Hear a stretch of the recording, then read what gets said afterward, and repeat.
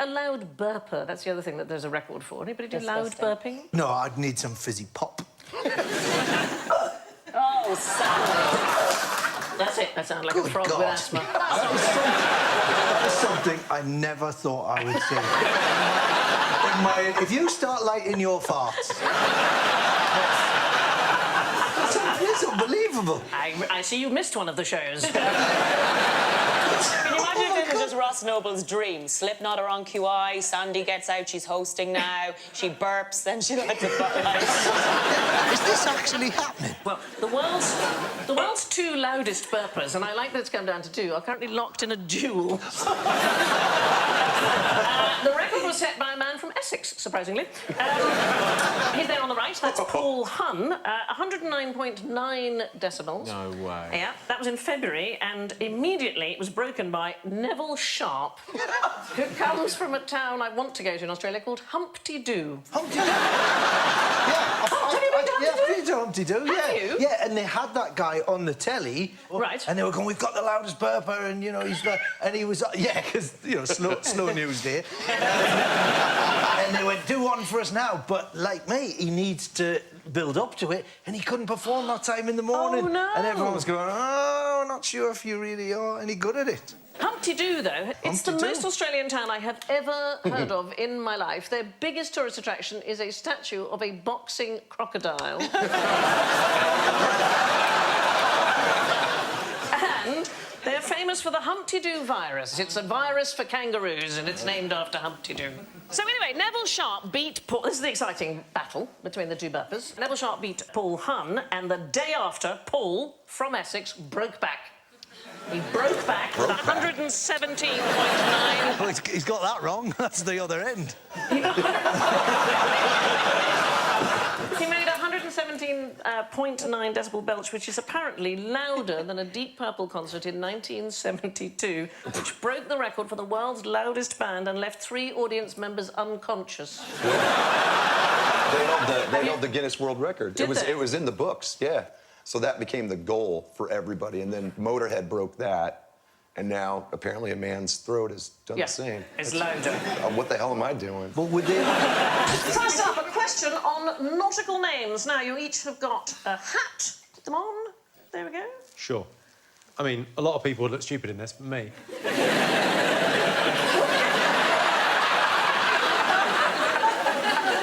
So what I want to know is, as you look around the room, how many of you are genuine ship names? Banterer, we've got Ronnie's Spanker. And Flirt, we've got Johnny, and Titan Uranus. HMS Flirt?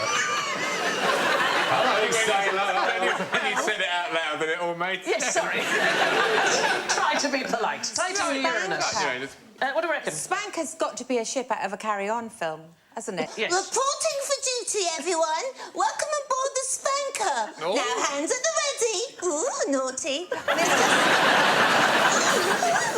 But I happen to know, because of a naval connection... Oh, what is but your I naval... happen what to is your know naval that connection? there was... I think I might have seen it online. My brother is an admiral in the Navy. Oh! Yes. Admiral? So do you, like, my know father all was a the- commander. Your father was a commander in the Navy? Yeah. So your brother's done rather better. Yes, because he's got that insurance business on the side, doesn't he? And my dad backdoored in through the sort of merchant Did he? Navy. A lot of them do, I've heard. That will tighten your anus. If anything, the reverse, I find. You look so innocent, and then it says tighten your anus. Look at that, that's a fun if I went out on this tonight.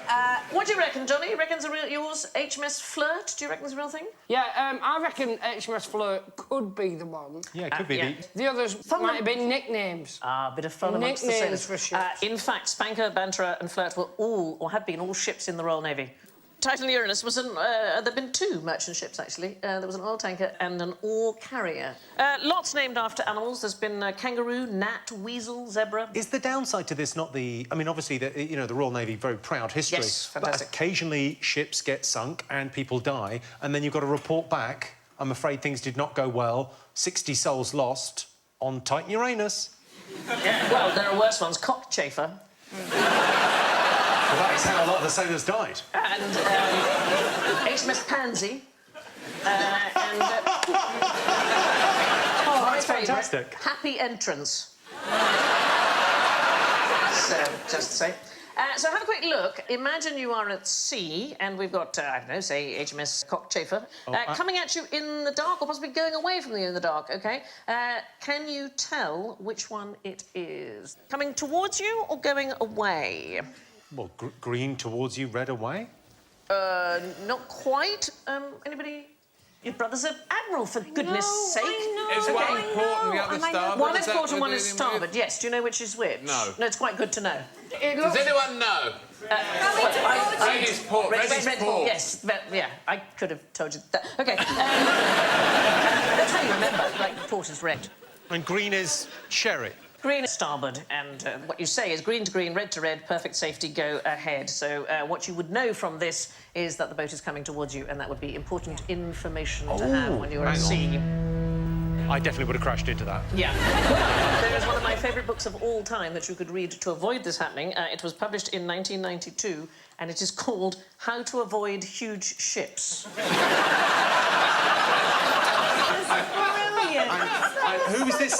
Who is this sold to? Small islands? It went through several editions. What worries me is that they may have left stuff out in the first edition, and then they thought, oh, that was the other thing I meant to put in.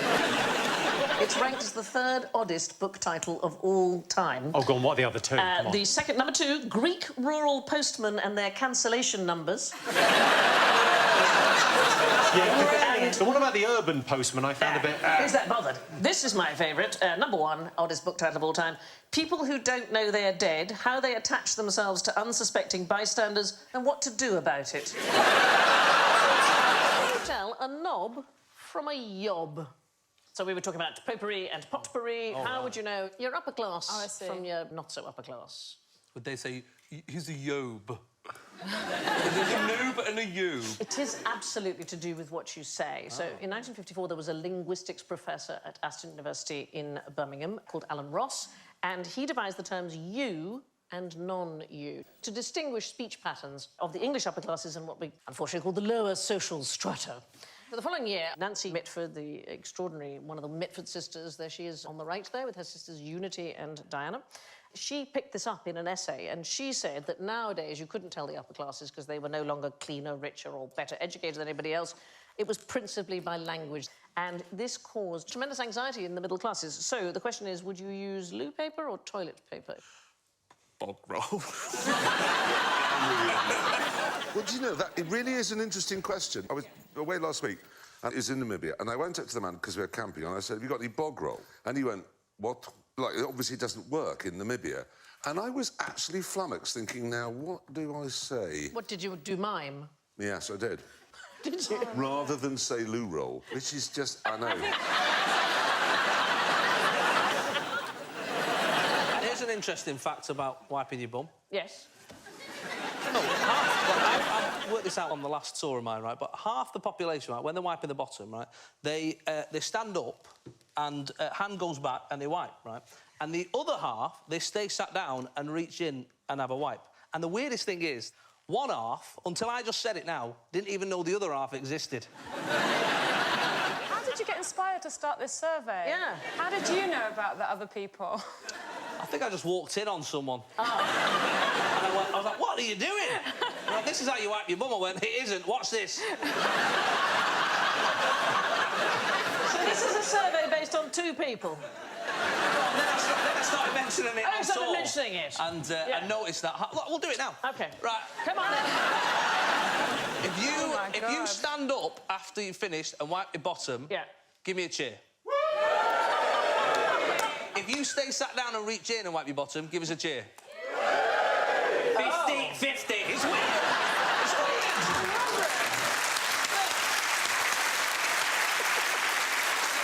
I didn't think it was 50-50. I thought the ones who sit down were slightly camper noise. When you go to a festival or any outdoor event, what is it that causes somebody to sit down on the lavatory and then completely mess up all the rest of it? You go, what shall I do with that? I'll throw that on the floor, then I'll completely unravel all the rest of the bog, and then somehow I'll get all that blue stuff all over the seat. Do you think... Do you do that at home? I mean, how do... LSD, they're on LSD.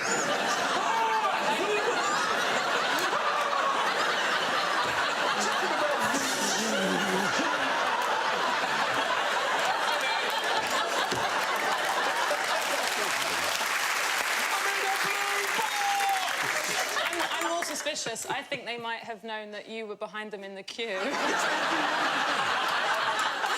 Every single one you ever go, they can't all imagine I'm in there. Although somebody did once push one of those things over when I was in it. Yes, and they did know it was me. Did they? But at least you can stand up. So for women, it's really difficult because you sort of have to hover, don't you? And I remember one time I went to the ladies and the lock didn't quite work. This is a very tricky moment for a woman because you have to sort of hover. And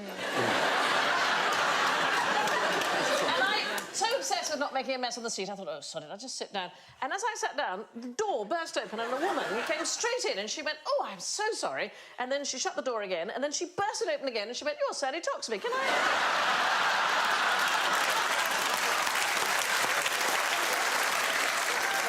Give us a minute. And here's another coronation that was not without its controversies. Have a careful look at this and tell me what's not right. First of all, do we know which coronation it is? Yeah, well, it's Queen Victoria. So did anybody know what went wrong? They crowned the wrong woman. A lady called Carr was crowned. She ruled for 80 years. In a way, it's almost what happened. It's 5 hours it was. So first of all, the Archbishop of Canterbury forced the coronation ring onto the wrong finger. Caused her severe pain and they couldn't get it off afterwards. And 3 years later, he did exactly the same thing at her wedding. He was just not ring-savvy, the Archbishop of Canterbury. Then the Bishop of Bath and Wells accidentally turned over 2 pages in the service book and he cut out the whole section where they made her queen. What do you mean that whole section? That's surely the whole coronation, isn't it? So the bit where they make her queen. The coronation was invalid, and in fact, she had left the abbey before they realised, and she had to come back and do it again. I love that. They had to do a retake. And then, as the lords were being presented to her, the elderly, rather aptly named Lord Roll, became globally famous for tripping over on the steps leading to the throne and rolling all the way down. Oh. But apparently she didn't endear herself to the public until that moment, and when Lord Roll fell down the stairs, she got up and tried to help him, and then after that they thought, oh, she's... Because she was very young, wasn't she? She was a teenager. I mean, it must have been an unbelievable thing. As this is non sequiturs, this doesn't lead me to wonder, why was Squirrel such a lying bastard? I should know this because I've been to the Beatrix Potter Museum. Have you? So where's it, the Lake District somewhere? Yes. It's quite good. If you like Beatrix Potter, it's amazing. Yeah. So we've been talking about lying, we've been talking about faking orgasms. Is it a colour? Is it because he was ginger? Well, Squirrel Nutkin, as you rightly point out, was a red squirrel, but most other squirrels tend to pretend that they buried their food to trick potential thieves. They dig a hole, they pretend to put a nut inside and cover it up very quickly. All the time, the nut is actually still in their mouth. And then they also recache, so they bury nuts and then they return to them soon afterwards, dig them up and bury them somewhere else. They sometimes do this 5 times with the same stash. But they did a study in 2008, almost a quarter of all squirrel burials of food at some sites, not of each other, was faked. It's too late. You said squirrel burials. And they're gorgeous, but they're like... Yeah. They're mainly unmarked, but you do see little headstones occasionally. But here's the thing. There has been a debate since at least 1884, and it rages on, whether squirrels remember where they hide their nuts or whether they just hide as many as they can and then return to a likely place. Define rages. Well, there have been studies. Since 1881, there was one in 1991, a study done at Princeton. Two. So they don't have a conclusion? No. The thing is, it rages on. It rages on. There was a fantastic story about a squirrel in 2015. A squirrel got locked into the bar of Honeybourne Railway Club in Worcestershire for the day, OK?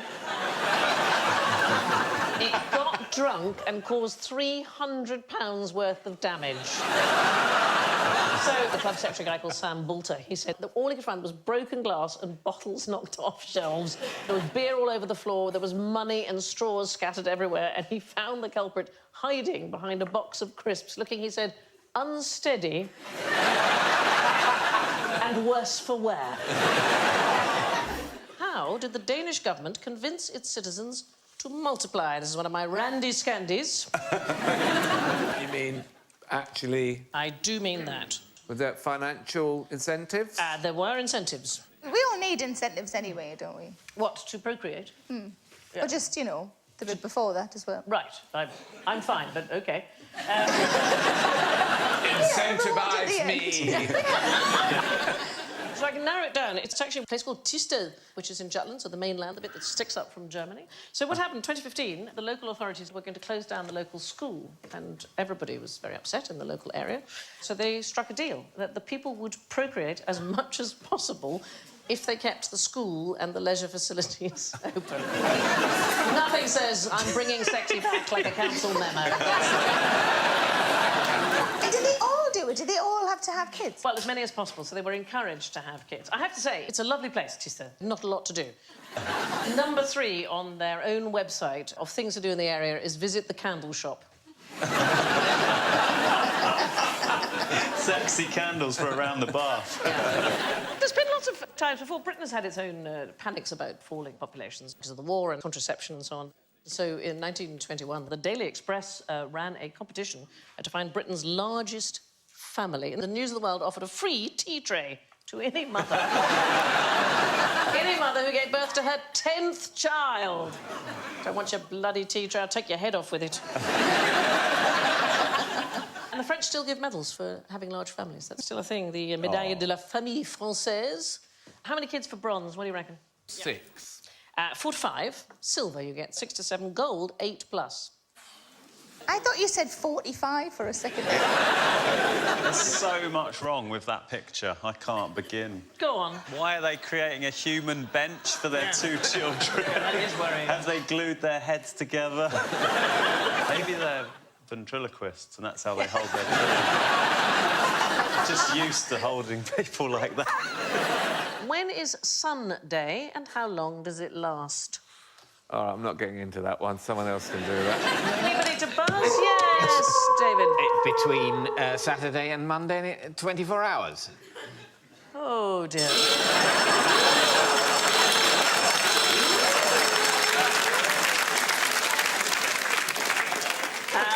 No, is the answer. So it's not Sunday, it is Sunday. Is and it the summer solstice? It is one day in the year. Where might they be so thrilled to see the sun? Oh, is it summer in Scotland? Slightly further north. Oh, is it when the sun appears in the end of the Arctic winter or something Yeah, like that? it is. It's in a place called Umanak in northwestern Greenland. It takes place on February the 4th, and it's when the sun first appears after the winter, and it lasts for 6 minutes, but it is so exciting. Farming's going well there, isn't it? Look at their garden. Come on, Titchmarsh, Like, show us your stuff. Looks like where the Thunderbirds live. Why do we live here? I don't know. And they celebrate that day. The school children take the day off and they have hot chocolate and donuts and so on, and they organise sites so that everybody can see the sun. I bet you they still get their tops off when it comes out, like here. Do you think? I think just loads of middle-aged men go out just in their boxer shorts, just to get a bit of a tan. Where does that happen? Every park in the UK. Speaking on behalf of middle-aged men, there's no way we would strip down to our boxers in any park. You two are really making a lot of statements on behalf of all men this evening. Coming from someone who sleeps in the boot of her own car. Did anybody ever go to that fantastic exhibition at the Turbine Hall in the Tate called The Weather Project, where they just had a large sun? Did you see it? Yeah. Oh, it was amazing. I went to an exhibition at the Tate and it was on pop art, and there was a room that was set aside from everyone else because it was very explicit by this artist called Jeff Koons, who does basically high art but pornography. And this middle-class woman and her 2 kids came up, and the the guy on the door stopped them, so this is for over 18s only, you can't come in. And the woman said, I'll go in and have a look and I'll come back out and I'll tell you what I saw. So she went into the room and she came back out a split second later, completely ashen-faced. And I heard her lean down to these two kids and she said, what happens between a man and a woman is a beautiful thing. What I saw in that room is of no help to anyone. What's the best cure for nostalgia? Is it actually living in the actual past and staying there? And then you don't need nostalgia because you're still living in it. But wouldn't you be nostalgic for the 100 years before? Yeah, would there not be a period? There's always going to be a period behind. Oh, yeah. Like, even the Dark Ages. Do you get nostalgic, Jerry? Yeah. Smell. Yeah. If you smell something, it brings back a memory. Straight away, isn't it? Cigarettes in pubs. Yeah. Do you miss them? Yeah. Yeah. Smell affects your memory part more than sight or touch or anything. It instantly affects your memory. My wife, when she smells beer on me, she knows where I've been. Other things you were nostalgic for, Alan? I'm not a nostalgic person, no. But that's probably good. I think the future is going to be great. Past, whatever. I'm nostalgic for when Alan used to be nostalgic. It was a lovely time. Those were the days. Well, in the 18th and 19th century, it was seen as a deadly disease to be nostalgic. It was known as Schweizkrankheit, or Swiss illness, because Swiss soldiers were apparently particularly prone to it. And in the American Civil War, more than 5,000 men were diagnosed with nostalgia, and 74 allegedly died from it. In fact, the Unionist army was forbidden from playing Home Sweet Home in case it brought on an attack. The past makes you upset. I found, and when I wrote my book, this is not a plug, it's out of print, no one bought it. But it was part memoir. That meant a lot of going back through childhood memories, and it's not pleasant, it's not nice. It's much better to look forward. It hasn't happened yet. You can invent it. There's the only one thing I would like to have is my grandmother's trifle. Oh, was it particularly good? Oh, it was so good. She died in 1974. And it went with her. No one knew how to make it. I don't even know how she did it. No one knows. Grannies everywhere, write down all your recipes so that we can continue to have them. Funny enough, I just bought a book for my kids for all the things that I've learnt from previous generations, and I'm starting to write the recipes down. I do think it's important. I think that's a good idea. Yeah. Sorry, if you've just tuned in, this evening's episode was a tribute to Carrie, Jerry, Sandi and Alan, who all very sadly died of nostalgia.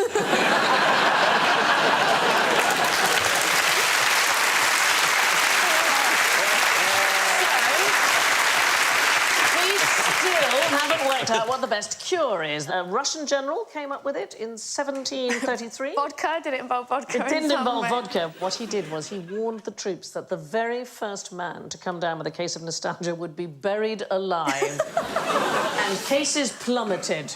Yeah. The suspected causes of nostalgia were unfulfilled ambition, poor hygiene, coming from farming stock, and masturbation. Those were the... I've got two of those. Me too, and I've never been on a farm. It was declassified as a disease as late as 1899. What was? Nostalgia, no. yeah. No. Say that's still troublesome, yeah. I miss it. Actually, it can be useful. It is thought to protect slightly against cold, so people can stand the pain of icy water for longer if they focus on nostalgic writes this memories. stuff down? So you mean if you're trapped in a freezer by a gangland criminal, you just say to someone, do you remember when we weren't trapped in this freezer? You're going to make it. No, I think you have to think about Grandma Davis's trifle, I think you have to. I see what you mean, yeah. What's the best thing about clickbait? There's nothing good about it at all. It's horrifying. Why do you think it's horrifying?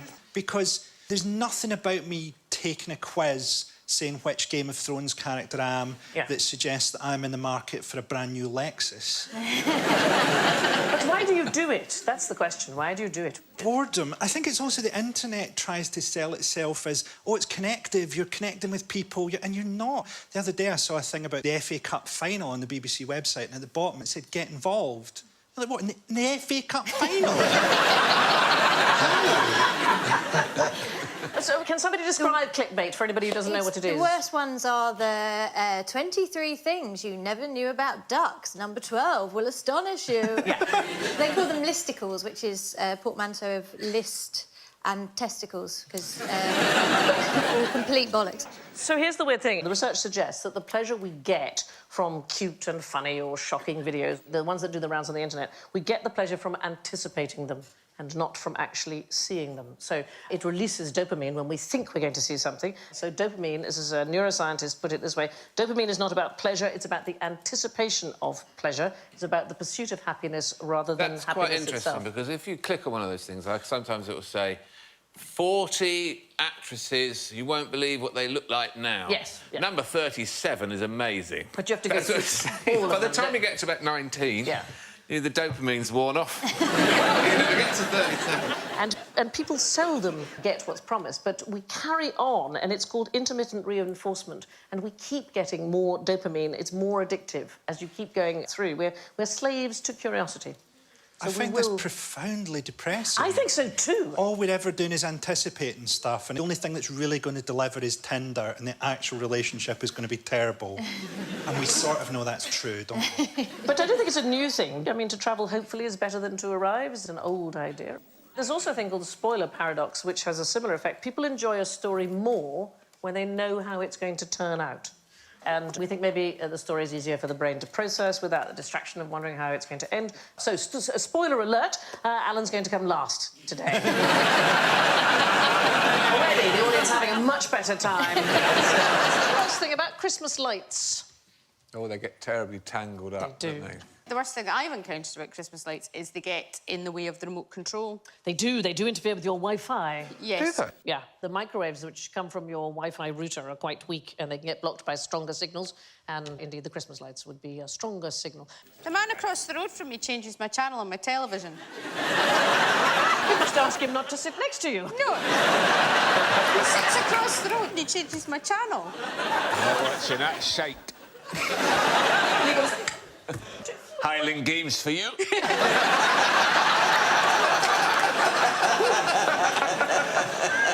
How small is this road that you can see each other so easily? You live in a little model village. I know. Susan Carman from Toy Town. Stop turning me telly over, you bastard!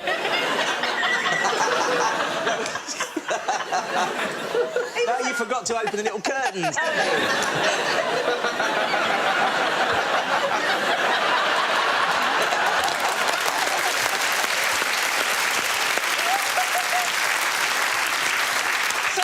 Wi-Fi, that's not the first thing on the list. Its environmental cost is the real thing.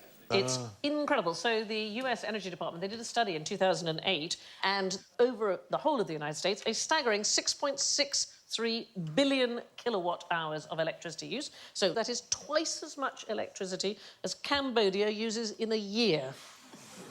Just for the Christmas lights. Very dark there, though, isn't it? Oh, Cambodia. Well, it's also more than the annual use in lots of countries. Ethiopia, El Salvador, Tanzania... I don't like it, really. Don't like People what? go a bit overboard, don't they? Oh, when they do the whole house, that makes me house. crazy. What I don't mind is a moving reindeer. Yeah. Never mind that. So you work on that impression all year, and then you can bring it out at Christmas. What's it? Moving reindeer! Every year.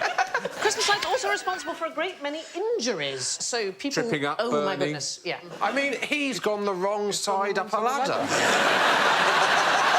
got himself to blame. This has nothing to do with the light. He's looked at the manual and just got it the wrong way around. This ladder's shit! I like that ladder impersonation. That could double as a reindeer doing backstroke. That's very good. I can't wait till next year on BBC Two, Alan Davis's Christmas impersonation.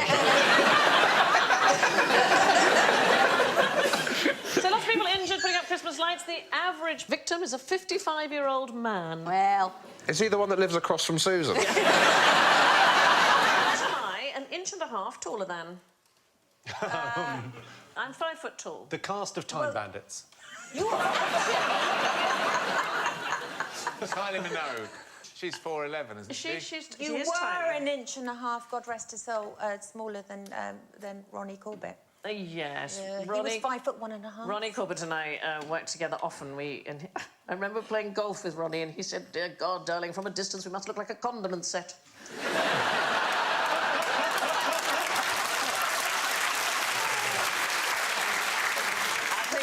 to him, one of the funniest men I ever worked with. Oh, just a delight. Is it a naval thing? Is it anything to do with naval? It is about exploration, it's about travel, but it's about travel in a different direction. Oh, so away is it roller coasters? Space, yes, it's space. Yes, it's the minimum height for NASA.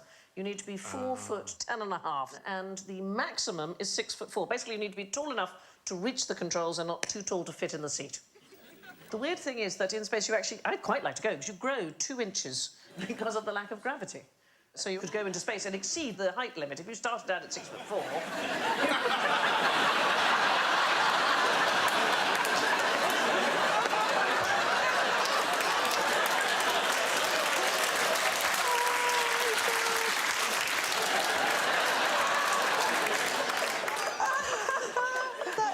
Surely it all comes crashing down once you land. Yeah, You get nearer and nearer the Earth. But what if so you're nearly up home, in love. space, you're up in space, Yeah. and then they suddenly tell you you're too tall? Well, when astronaut Scott Kelly came back from the International Space Station, he had a twin brother. They had been the same height when he had left, and he was 2 inches taller than his brother when he got back. Once you get back to Earth, you shrink back pretty quickly. And the other thing, this would be very good. You'd like this, darling. It's very good for your figure, OK? So Why would that be good for me, Sandi? I'm dying to know. Because your chest and navel might get a loan. What happens is in space, the internal organs move up inside the torso, so your waist shrinks by several inches. So on Earth, for example, the human leg muscles, they pump blood into the upper body against gravity, but in space, no gravity, so the blood and fluids get pumped upwards, and you get these buffed up torsos. Can you get breasts that sit above your clavicles then? That'd be great. You sound like that's something that people want. They go, oh! You can eat a pizza and keep it there for 2 weeks. You just got bad acid indigestion, you could do that. No, I'm used to reflux. I'd quite like to see you in space. I think it'd be great. Would you like to go? I would love to go, and I wish they would send some poets and some artists up there so that we can get a bit more of an idea of what it actually... Because whenever you see one interviewed, they go, yeah, it's very nice. Send Will Self do a video diary.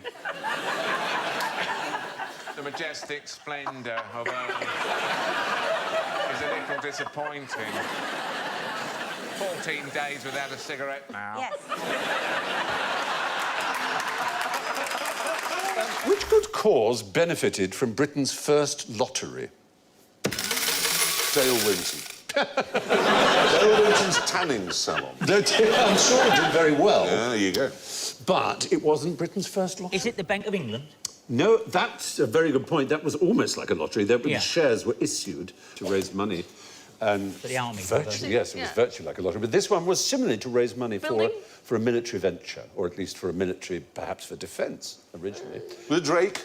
Yes, it was indeed in 1567. It was Drake. So, well, it was, yeah. It was doing in my head. It was, yeah. In my head. I'm very impressed. It was Queen Elizabeth and her navy, and indeed Drake was one of her leading figures. There she is.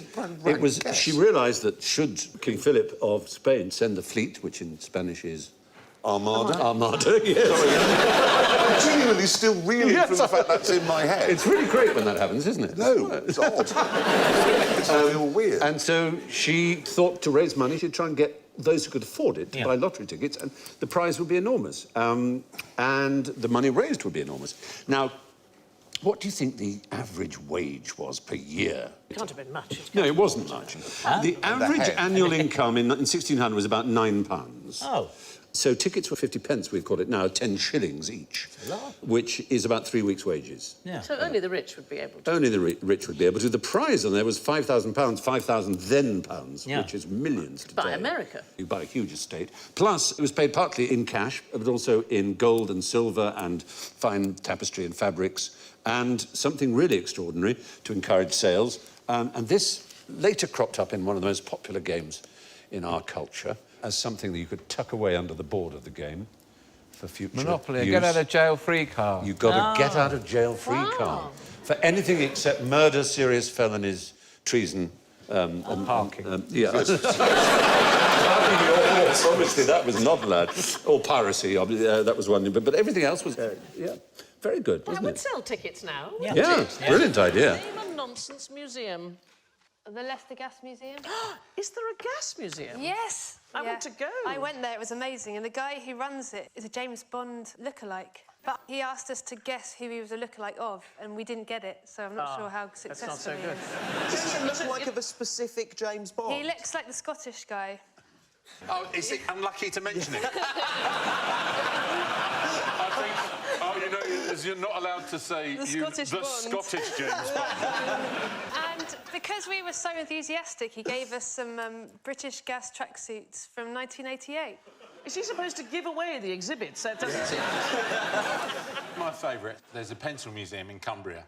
Which is brilliant. In Keswick. It's Keswick. It's got the world's biggest pencil. Yeah. Which is massive. Yeah. You go and they show you how they make pencils. They show you how pencils are invented. You can have a pencil with your name on it. Like the best museum in the world. Until I went to McLean in Texas, where they have the barbed wire museum. How do you get in? Barbed wire is the thing that changed the entire face of America, because that thing that we think about, the Wild West, was only about a 20-year period of history, because barbed wire came in and it was impossible to drive cattle across the country, so it's hugely important. Yeah. But it is an extraordinary museum. Yeah, it's great. That piece of barbed wire there, that's over 200-year-old. Anyway, there is actually a nonsense museum. The Nonseum in Herrenbaumgarten in Austria. It was founded in 1994 and it houses a collection of absurdist items. So it has things like the selfie rifle. One previous. Yeah. This crockery set, I think, is a very useful thing. This is divorce crockery. And then these are keyhole-shaped spectacles for voyeurs.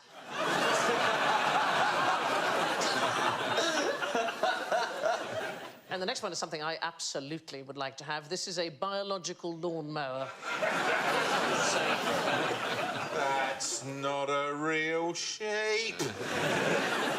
But there's also some very good stuff. The US Patent Office is a tremendous place to look for nonsensical items. For example, the Behringer vacuum cleaner. This is a depressing thing. It's from before the time of the electric vacuum cleaner. Basically, the man's had a busy day and he comes home and he sits in his rocking chair, reads the paper, smokes a pipe, and he rocks. And the action of him rocking enables the woman, quite rightly, to do the hoovering. The worst example of these is the centrifugal birthing machine, OK? So this was invented in the 1960s by George and Charlotte Blonsky, who I can only imagine did not actually have children. So women were strapped to it and rotated at a speed dictated by the doctor. And when it was delivered, the baby landed in a net. That would be awesome. What a way to come out. Something that would be like that would be a birthing trebuchet. Yeah. So you're labouring away, and then they strap you to a catapult, but then bang! Wait, it's area. it's like getting ketchup out the bottom of the thing. Just the force of the boom, the Yeah. whoa! You've forgotten the chord, Phil. That baby's coming back. A nobleman who invented a hot drink you might enjoy with a hobnob. Coffee and Nan. That's a drink and a snack, I think you're Aaron Horlicks. Hobnobs, of course, are an imposter, and no nobleman would have had a hobnob. No, that is true. They have the air of a classic. They do.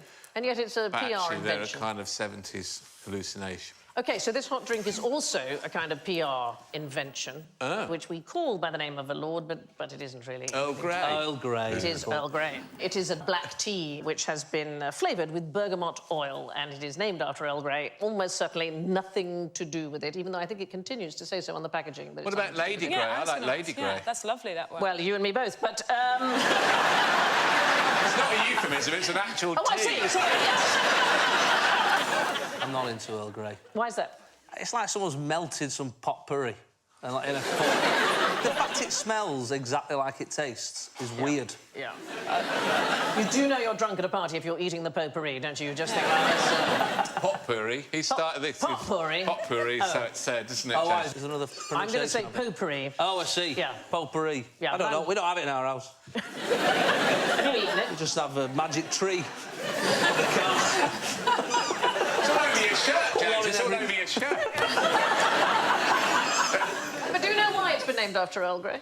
I have no idea. No, and indeed that is correct. He insisted. No, he was probably dead 40 years when somebody first came up with it. Oh, like Jesus.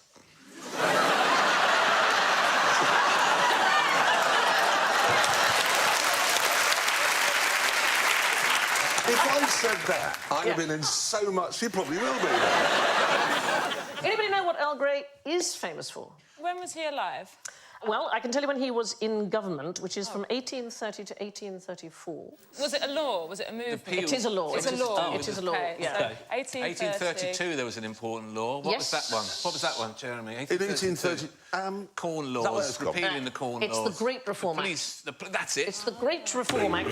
Yes. The Great Reform Act of 1830. Yes, so reforming government extended the right to vote and got rid of the rotten boroughs when there were maybe only 9 voters returning a member of Parliament, so it helped to re-establish the authority of Parliament, but it was also that he led the most nepotistic government in British history, OK? It was described as the most aristocratic administration that has ever been formed. All but one of his 13 cabinet members were either peers or heirs to a peerage, and in the lower ranks, large numbers of his own family. Did they call it 50 Shades of Grey? They should have done. They would have been ahead of the game. And pretty sexy. Now, who knows how to make a Pratt? What have you done, darling? What knot have you done? I don't know. It's what I used to do at school. Did you ever have that thing called peanutting at school? Oh, when people pull it tight. Pull it really tight and then you can't get Yes, yourself done. that happened a lot. OK, do you know the answer to stop that happening? Oh, I wish you'd been around in 1976. If you put a 2p coin inside the knot, then it's impossible to peanut somebody. I shall tell my Pass boys. pass it on. So, the Pratt, basically you have to have it back to front, like this, in order to tie it. I haven't worn a tie since I gave up the pipe. Like this. And this is a self-releasing version of the Pratt. It's called a Nicky knot. And the reason it's self-releasing is that when you pull it out like that, you can just let it go, and it won't end up in a knot. Thank you very much. Anybody know how long we've been wearing ties for? How long they've been around? About 5 minutes now. We've had ties since the 30 Years' War, which is 1618, and it was the Croatians who first brought the notion of wearing something. They wore a little small knotted... Am I a time traveller?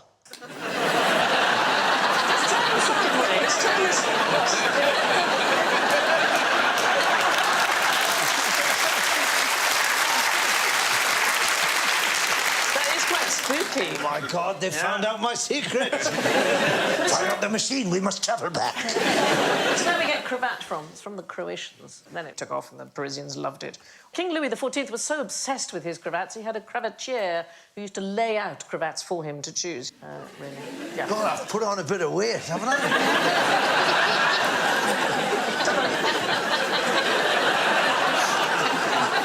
Do a show with you just being characters from history. While we're doing knots, now, I've been practicing this, and I can do it about 1 in 3. So you've all got an opportunity to give this a go. There we go. That was pretty cool!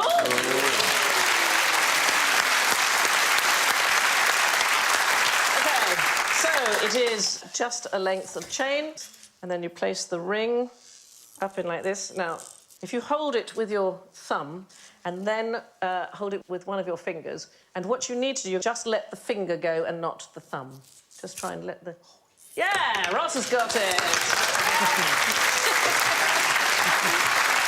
Just a few more goes. All right, you just turn it and put the chain... OK. Don't make me get up and show you. So make your hand wide like this, OK, and then hook your thumb like this, but don't hook the chain. Just hold that like that and only let your finger go.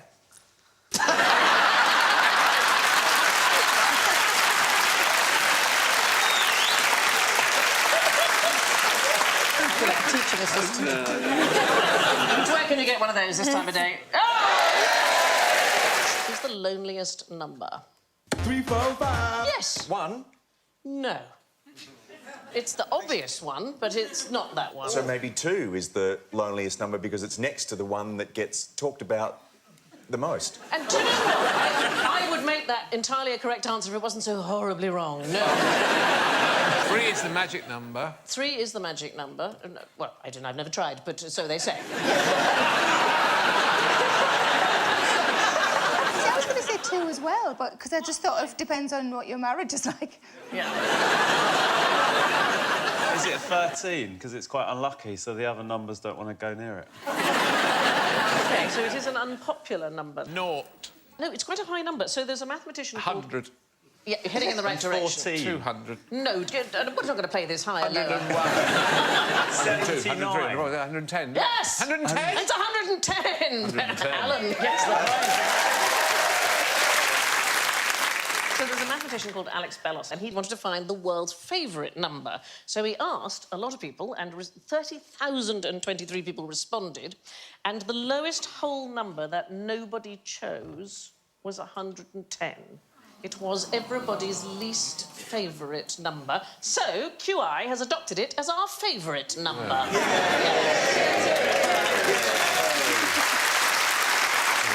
Very lukewarm round of applause. You prefer number 7, don't you? Well, why might you prefer number 7? That's a really interesting thing. Is it the lucky number? It's the world's favourite number. Ah. That is the one that Alex Bellos discovered most people prefer. And in fact, there was a national lottery draw which rather bore this out. The 23rd of March 2016, 5 of the 6 numbers were multiples of 7, OK? So there was 7, 14, 21, 35 and 42, and the other one was 41. And so many people chose them, you got more money for matching 4 numbers than you did for matching 5. So 4 numbers, you got £51, and 5 right, you got £15. Sold seashells on the seashore. Is it somebody who's got no idea about the laws of sort of supply and demand?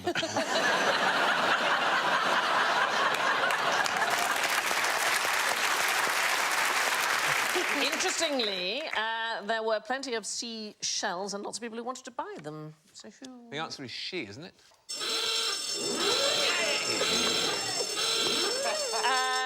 Well, it is in the rhyme. Can you do the rhyme? Do you know the rhyme? She's... No, I can't, because I've got a lisp. It's a fantastically mean thing to do to you. Make him do it, Sandy. Make him do it. She sells seashells on the seashore. Mm-hmm. And then she goes home again. Don't know the second bit. The shells she sells are seashells, I'm sure. For if she sells seashells on the seashore, then I'm sure she sells seashore shells. Is the full rhyme. Did anybody... Thank you very much. Thank you, yes. That is the first time I've heard a typical British reaction to a tongue twister. And it is... That's what we think of articulate people. I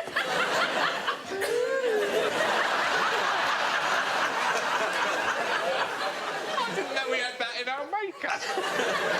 So she, but who was she? The woman who sold seashells? Was she a Cockney woman who some white Victorian man made up a nice rhyme about, but actually she was probably a prostitute who died of syphilis?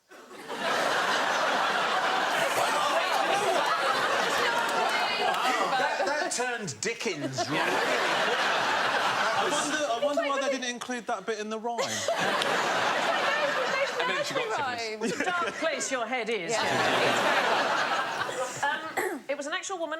She worked Lyme Regis. Have you had that seizure? Do you want me to get somebody? Or... No, it's the Dorset lady. Bless you. The Dorset. We're a caring, sharing show. It was the Dorset lady. Killer! Look at the weapon. There she is. Found the first dinosaur in the UK, didn't she? The first whole. She was the inspiration for the tongue twister. She's a Victorian fossil hunter called Mary Anning. Oh, Mary Anning. Fossil hunter. She's all over the Natural History Museum. Yeah, all over the Natural History Museum, and she's an incredible woman. She was very brave because actually it's very dangerous. That is a picture of her with her dog Trey. She's about to kill it and put it in that bag. Well, I can't tell if the dog's already... It's a mega fossil.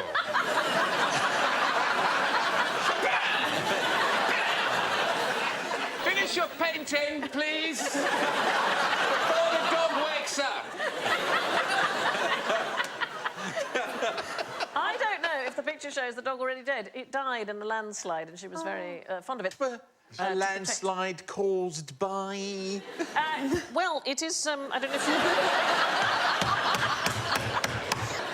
She found huge fossils. She is really an extraordinary woman, and her findings absolutely made important changes in scientific thinking because up until the 1820s, lots of people didn't believe extinctions could happen because it would imply that God's creations were less than perfect. But she, in fact, discovered the very first ichthyosaur skeleton, correctly identified, the first 2 plesiosaur skeletons, and the first pterosaur skeleton outside Germany. She also found, I'm going to give you some examples, she found these, and she's the very first person who worked out what they are. So I'm going to pass you one there for you to share. Do you know what that is? Oh, £9.50 in a Cornwall gift shop.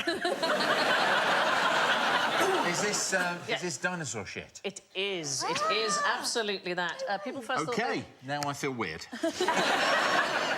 I feel a bit sorry for her that, you know, she's done all these amazing things, and then when they decide to come up with a rhyme about her, they made up one about how she used to knock out seashells.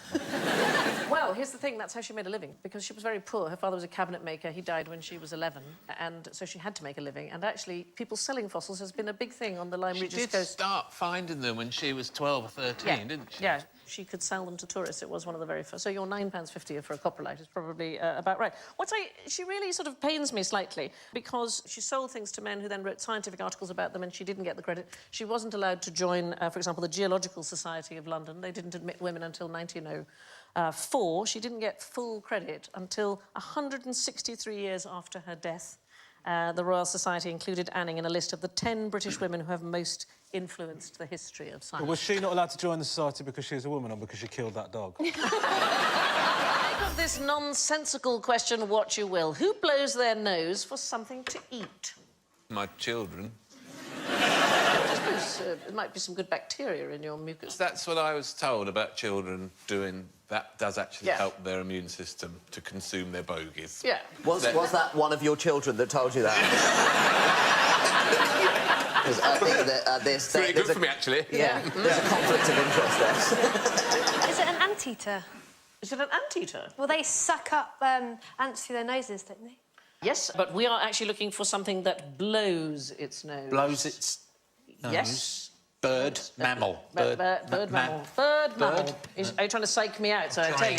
Trying. OK, it's a worm! You did it! Worms haven't got noses, they've got spiracles. Oh, well, here's the extraordinary thing. Have a look at this.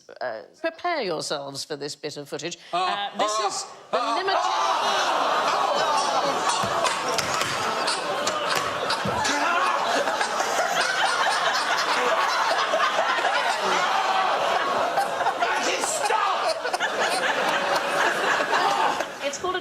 or a ribbon worm, and it literally blows its nose. So it explosively ejects its proboscis from its body in search of food. They're also known as proboscis worms. Is that snot, then? No, it's its nose. And when they detect food or prey, the muscle contractions of the body wall forces the proboscis, that literally its nose, out of the body, and it turns it inside out like a rubber glove. Right. OK?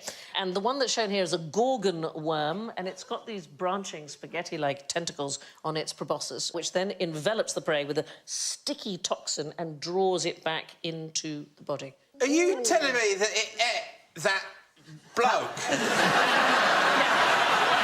Let's have a look. Let's have one. No, let's not!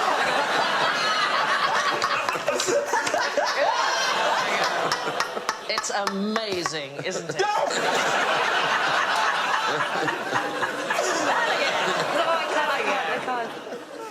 It's like those people on YouTube who watch people squeezing spots and stuff like that. I mean, what is wrong with people? What is wrong with your YouTube search history? What is that? What is that? Well, OK, here's the thing that'll upset you. This'll upset me! They can regenerate lost body parts, so any nemertean able to do that, but there is one species, and this is it, the Rhamphogorius sanguinus, and it is exceptional. Any body part that is severed, apart from maybe the tip of the tail where there aren't any nerves, can regrow into a new worm. So you could take a worm that is only 15 centimetres long, and it is claimed that more than 200,000 worms could result from that one tiny little worm. That's extraordinary, isn't it? Now, let's look at some naked apes. What did the Neanderthal take with him when he went clubbing? Are you meaning A club to club things with?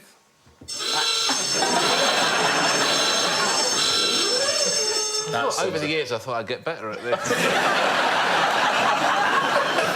We've all been hoping, Alan. Given that Alan got a Clarkson for saying clubs, I'm guessing he didn't use clubs. Very good. Yes. No, he or she did not That's use... how to do it. They lived above the tree line. They lived in a desert. There weren't any trees. Otherwise, you'd use a branch. No, but they had spears and arrows, which had presumably got wooden shafts. They couldn't get near enough to club anything. It was too dangerous. For all we know, they didn't have clubs. I mean, the main thing about it is that we've never, ever seen anything shaped remotely like a club. No artefact anywhere. I base all my knowledge of Neanderthal men from the wacky races. I base that. The Flintstones, obviously, which is incredibly accurate. All those people living with the dinosaurs. Running in the cars. Yeah, exactly. To be fair, we've got wacky racists, we've got Flintstones, and you've got Captain Caveman, so that's 3 separate bits of evidence that suggest they did have clubs. Unless they're all making it up. Yeah. So they didn't take clubs, but they took cameras? Yes. That's one of the earliest photographs. That's incredible. They couldn't say cheese then, because they didn't have cheese. Cheese? For the photograph. Oh, I see. You know what they said? Bison's quite good. Bison. To be fair, you are just saying bison and then smiling, aren't you? Bison. Yeah. You could say anything, couldn't you? Stick a rock. But we've never, ever... There's never been a painting, there's never been an artefact. I mean, to be fair, most wooden artefacts will rot. So you get paintings of spears and you get spear heads that you find, but you don't actually get the wooden... You don't get the wooden pole, right? So they might have had clubs that have rotted away. I understand that you don't want to go too near an animal with a club, but if you're fighting neighbouring tribes... Probably you would just pick up a stick. But a stick is a club. Well, it's not shaped like a club, that's the point. When is a club a stick? Yeah. When you cover it in chocolate. Women, tattooed ladies. Nora Hildebrand, she was America's very first professional tattooed lady. This is a wonderful drawing by my friend Sandi Nightingale of Nora Hildebrand. Doesn't she look fab? She had 365 designs tattooed on her. She claimed that she had been captured by a sitting bull and his tribe and tied to a tree and tattooed every day for a year. But in fact, her dad did it. I think she... Her father Martin. It's slightly, it's a I think weirder she may story. have been trying to detract from men staring at her nose. She was like his showcase, you know, as it were, his window display to say, these are the ones that I can do. Thank God he didn't own a garage, or he'd have just glued car parts to her. Yes. She didn't look like a transformer. That's a weird thing, though. How creepy is that? You walk into a tattooist and say, well, I'm thinking about getting a tattoo, and he goes, well, just look at my daughter for a while. Pick anything you want. Yeah. OK. When you have a tattoo lasered off, what happens to it? Do you know where it goes? To heaven. They can't recycle them, can they? What do you mean? They don't scrape them off and give them to somebody else. No, so come on, what happens to them? You laser off a tattoo, what? It goes into your body. Yes, exactly into your right. body, So the beams of light heat the ink and it breaks it down into tiny little pieces. It's absorbed into the blood and it is excreted. So it comes out in your poo. So you see it in your poo and you go, that's what I really wanted. Yes. So if you love somebody once... A tattoo poo. Yeah, you can poo them away. If it came out in the wee, you'd stand there going, I'm an octopus. I now understand why boys make such a mess in the toilet, because they're not holding on. It's Speaking of caves, anybody been to Nottingham? I've been to Nottingham, yeah. Yeah. Hey, whoa, so have I, mate. Come on. I actually went to university really near Nottingham, Did you? Let's all This is a chill out, small actually. world, Alan. I've been there. No way. Alan's been as well, Sandy. I made my professional debut at Nottingham Playhouse. Did you? I did. But anyway, the city centre was once known as Tigua Kubwak, which means the place of caves. So from as early as the 11th century, people lived in caves in Nottingham. And under the Nottingham Enclosure Act of 1845, it is still illegal to rent out a cave to anybody in Nottingham. They were trying to stop unscrupulous landlords renting them out to the poor. I'd quite like to live in a cave, though. Don't you think it would be fine? Yeah, I'd live in a cave. No. No? Oh. What's your reservation? Wi-Fi. So, OK. If you had a good hub. Yeah. Right. On that picture at the right, at the back, is that a downstairs toilet? It does look awfully like some kind of font, doesn't it? Or like a sundial, but no light. It's the world's worst sundial. The classic underground sundial. Where do we put the sundial? In the basement. Yeah. what the original name for Nottingham is? Is it Ingham? It's got Nottingham in it. No, but it's not just Ingham, and then they decided to change it to Nottingham. No. Hampton. Nottingham is the shortened version of its original name. It's Nottingham. Exactly right. It's Nottingham. It's Nottingham. It was ruled by a Saxon chief named Snot. And it was literally the homestead of Snot's people. It was Snottingham. And then, I don't know why they dropped the S, because I think it's perfectly charming. Well, I think they should put it back. When the Europeans first arrived in New York, what did they call it? Show. New Amsterdam. But it's an Elvis Costello song. It must be right. Yeah, I think either the Spanish or the French were there first, so it was either New Madrid or New Paris or Nouvelle Cuisine or something like that. It was the French, and it was New Angoulême. It was Giovanni de Verrazzano who first named it. A Florentine that was working for the French crown, and he absolutely wanted to favour the French king, Francis I, who was originally Francis of Angoulême, is where he came from. He must have been very pleased when he got there that he could buy a stick of rock to take out. It's got New Angoulême all the way through it. The weird thing about him, Verrazzano, there's loads of things in New York named after him, and every single sign has his name misspelled. It's supposed to be double Z, and nobody quite knows whether they didn't have enough Zs in the sign-making department. Well, they've misspelt Parkway and Bridge as well, so they're obviously not very good. OK, so here's a fact about New York, which is quite interesting. Gotham. I think I know the history of Gotham, because it's a small village outside Nottingham where local idiots would live. And someone wrote this book called The Merry Men of Gotham. So then about 100 years later, there's a writer in New York, and he compares New York. He said, they're all mad here. It's like Gotham City here. Ah, OK. They're all idiots. I didn't know that. Do you know why it's called Manhattan? Is that a local Amerindian name? Yeah, it's a native Lenape American. It's actually quite a nice story. So, 1609, Henry Hudson met a group of native Lenape Americans, and they were fishing, and he offered them alcohol for the very first time. And there was a warrior who swallowed the whole lot to test it and passed out, and everybody thought this was marvellous, and he then brought more alcohol, and they ended up getting fantastically drunk together. And the native Lenape word, Manhaktanenk, means the place we all got drunk. I think the story is that also it was one of those places that was sold for a few beads. And so a few beads were handed over and the Indians took those. But they had the last off because they weren't even from that local area. They weren't from that area. They didn't even own the place in the first place. They didn't own it at all. They just took the beads and said, thanks, OK, good luck with that. Here is something that was fantastically new in New York in 1909 at Coney Island, which is a glorious place to hang out. They ought to bring this back because it's a really fantastic thing. This is one stretch of track running multiple trains, and if the two meet while travelling in opposite directions, so the passengers are in the lower part, I think you can just see it goes up over the top. I think you can just see the arms of some of the passengers, and then it carries on. I'm sorry, but that's like a very well-engineered train crash. Yeah. I should have that on the Northern Line. That would be fantastic. Married in the Emperor's new clothes. Ooh. That is a fabulous wedding.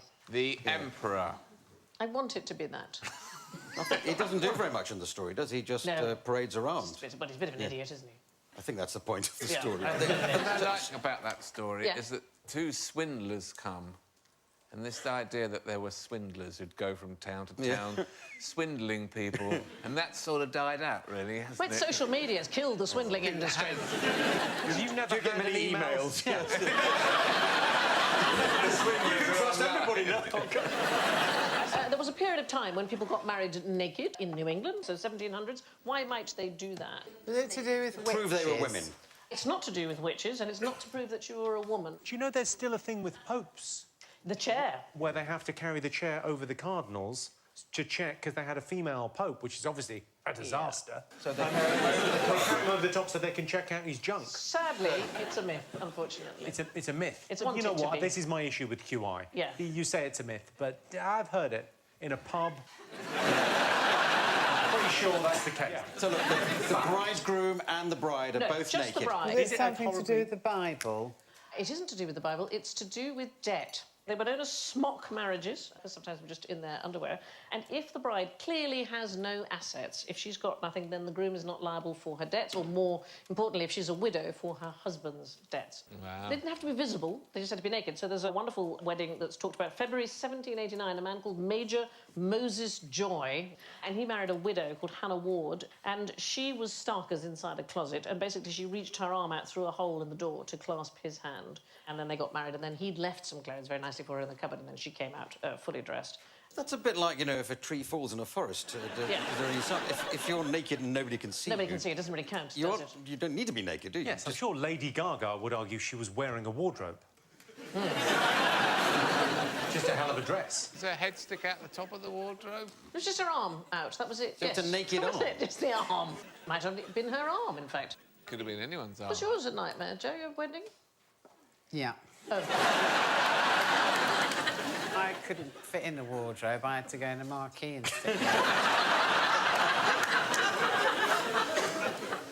No, it was lovely. It's stressful, though, isn't it? I was having a look at the planning nightmare that is a wedding. If you have 17 guests and 2 tables of 10, that has 131,702 possible seating arrangements. A wedding with 100 guests and 10 tables has 65 trillion possibilities as to where you ought to seat people. Crikey. Well, I had a very little wedding, so I'd said to all my friends, like, don't tell anyone or talk about it. And one of my friends stayed at a local hotel and called a cab to pick her up to take her to our wedding. And she got in the cab and he went, where do you want to go? She went, I'm not telling you. That's fabulous.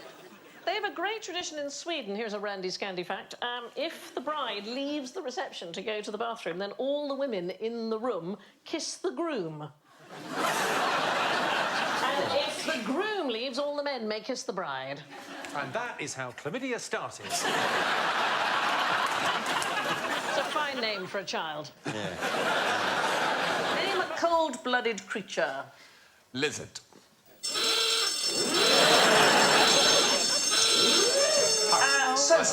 So there are some. Yes, yes, but there are also. That's why they like the sun to warm up. There are also. We've had it on here before. I learnt that on here. Yes.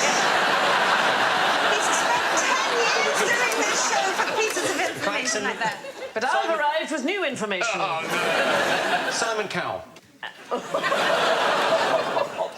There are, in fact, warm-blooded lizards and, indeed, warm-blooded fish. Almost all reptiles. You're absolutely right. That's a horrible picture. That's not a good one, though. That is a jackery caiman eating a catfish. Or the catfish eating a caiman's tongue. Yeah. Almost all reptiles and fish are cold-blooded, so they depend on their surroundings to heat them up. However, in 2015, we have just new news. Scientists have discovered warm-blooded lizards and fish. Oh, I know. So that lizard there on the left can heat itself up to 10 degrees warmer than its environment, and nobody knows why. And they both live together? No, they don't. Those are... Well, they look surprised, and the fish looks very surprised. It's called an opa fish. It's the only completely warm-blooded fish. How is it the only one? Is it just really awkward? I'm sorry, how do you become the only fish that's warm-blooded out of a whole... Or did it just have an overburning mummy made it a hot water bottle and it just ate it and had an idea? It's a really good question, Johnny, because the fact is we don't know how warm-bloodedness evolved. It's a hot water bottle. And then it looks like a hot decided water bottle shape. Well, was that more prevalent post the wipeout of the dinosaurs? Isn't there a theory that they died because of the change in temperature? Well, the thing is, dinosaurs were neither warm-blooded nor cold-blooded, but they were somewhere in between. They were just right, weren't they? Yeah, they were just right. They had lovely Goldilocks blood. Because there are disadvantages to being warm-blooded, OK? Because one of the things is you have to keep eating to get fuel to maintain the constant body temperature.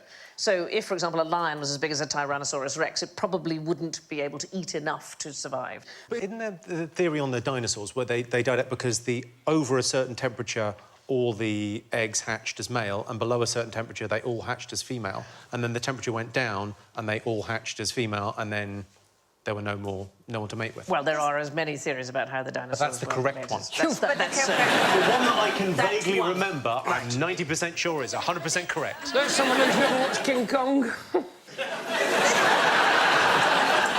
Massive gorilla, mate. Twatted all of them. Well, that spoiled the end of that film. Now, nonsense to neuroscience. What's the worst noise in the world? You know. Yes. I believe I've mentioned it before tonight. That would be Coldplay B-sides.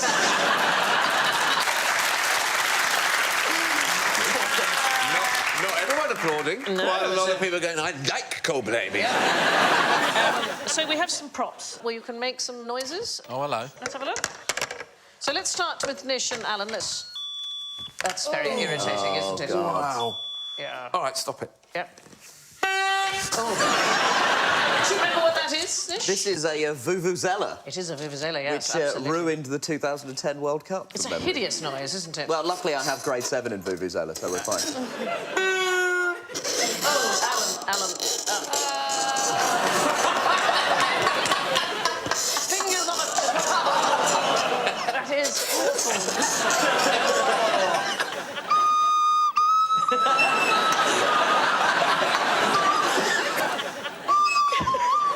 We've got a band going, don't stop! I've got a mirror and this cube of white stuff. It's the most annoying sound in the world. Me on drugs. I think this is polystyrene yes. and.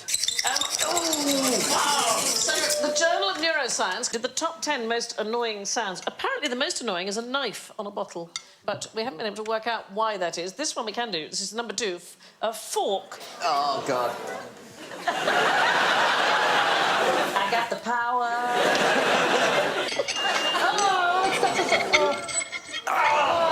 That's very unpleasant, isn't it? I've got a. This is the older. That's the. What is worse than this is when it just goes. Doot. Yeah. Oh yes. Oh yes. And then 4 minutes later goes. Yeah. And you can't work out which one it is. It's somewhere in the house. The thing I love about, like, any sort of smoke alarm is that we've advanced so far technologically, and yet we still haven't got beyond the only way to solve a smoke alarm is to have a tea towel and just do this underneath it. I was in a hotel once. I was a bit pissed. And I fell asleep on the bed in my clothes. And then I was woken up by this terrible noise in the room. I thought, what is that? It's kind of going like this. And there was this thing on the ceiling, and I started hitting it with my shoe. As hard as I could. And then it fell off the ceiling, and it was dangling by a wire. And then I rang reception and go, there's a thing in my room making a terrible noise. And they said, that's the fire alarm, sir. Will you please evacuate?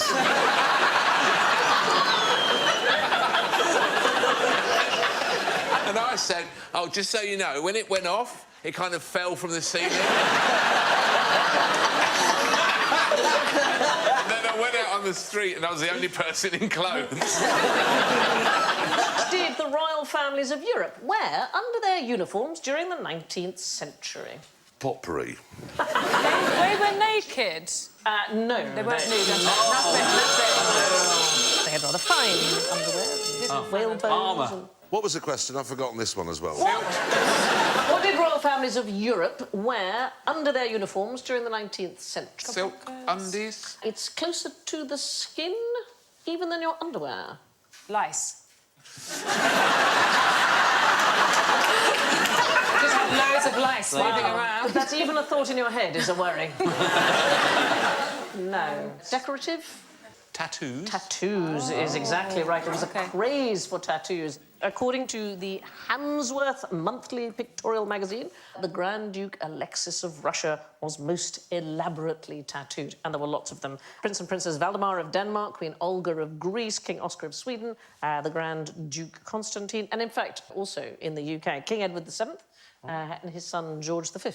Edward VII had 5 crosses, which he had done on a visit to Jerusalem when he was the Prince of Wales, when he was 20.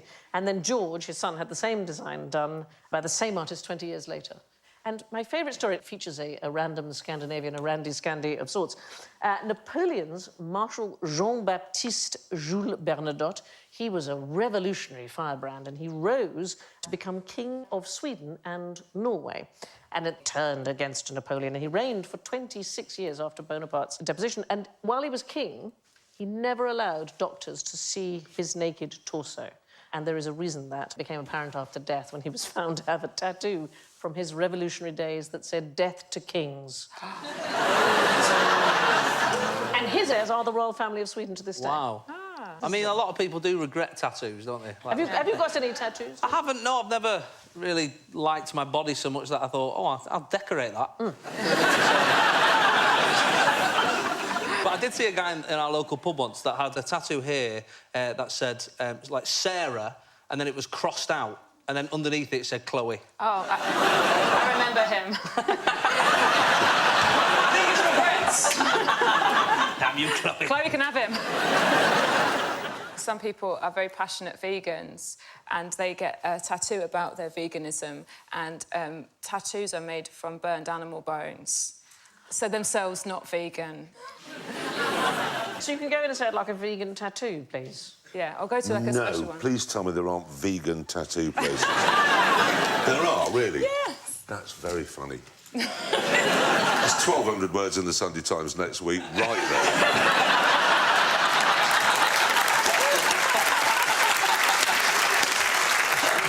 All life is material, Jeremy. It's basically. Anyway, lots of kings have had tattoos, but we can't show you any for regal reasons. All right, that's enough. Thank you. Here's something nice. Cake. So you've each got a cake and a knife, and here is the challenge, OK? I want you to cut 2 pieces of exactly equal size. You can use 3 cuts to do it, but in such a way that the cake is still moist for you to have some more tomorrow. What would be the best way of cutting it? Could the cake stay moist in my tummy? Is that just half it? Yes, you could just halve it. No. So the idea is that there is cake for tomorrow. Right. So we're going to start with Alan and Colin first. What is your... Well, my theory... Yes? ...is that we cut through the middle. OK. It's going to be difficult, but we're going to do it. Right. And then we take the top off. OK. Yes. Yeah. And we eat the bottom bit. You're going to eat the whole of the bottom bit, is that? Yeah. But that's quite a large piece of cake, isn't it? Yeah. We're 2 men in our 30s. We love cake. I'll take the top off. Yeah. Carl's going to remove the bottom of the cake. Right. And then put the top back down again. That's moist for tomorrow. Right. And then we cut this paste that there. Yeah. We cut this completely in half, Right. like that. 2 equal pieces. Wow, that's very good.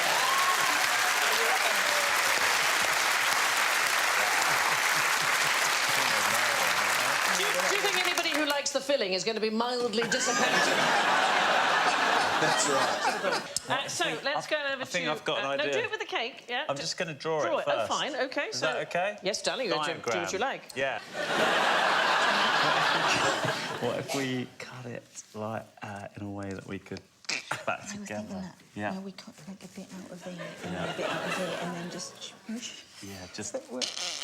That'd be better, wouldn't it, than cutting... Do you want to do it? I mean, that was a shambles, what they did. Smushing doesn't sound good. But I reckon we have to do this first. Do you think? Yeah, go on. It's good. OK, go for it, Sarah. OK, so... Oh, it's tough. Yeah, so no, delicious is what you're looking for. And then...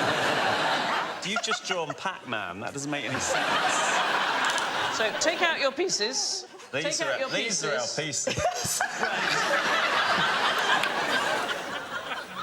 No, were you calling us a shambles? Is that what you were saying? There you go.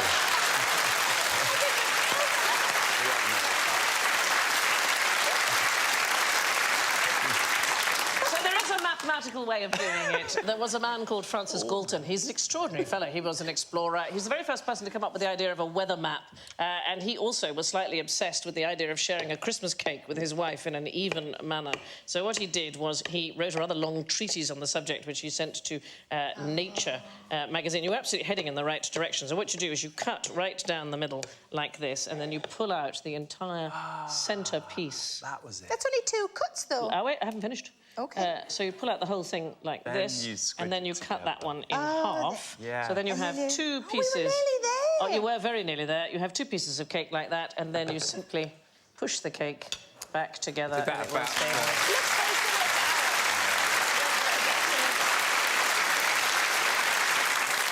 So anyway, that's how you can halve your cake. Who is offended by what? Oh, God, everybody buy everything. Yes, well, there is that. Anybody who reads a tweet and doesn't understand it immediately is offended by it. Yeah. Do you tweet? I do tweet, yeah, Right. I do. But I'm often scared to tweet about anything that's, you know, controversial. So what do you do? Just the colour beige? Or just, Basically... just like emojis and, like, GIFs of Japanese girls cutting hairs with crab hands. Well, that's... the problem with Twitter is that even if you choose something like that you think is really innocent and can't be offensive, it can be. You know, you tweet about porridge and then somebody goes, well, actually, I had a porridge-related incident many years ago and actually I find it highly offensive and I can't believe you'd even not bother to consider the feelings of people that had ready break-related incidents in their childhood. Is that then at 3 bears? Is that a sort of... Yeah.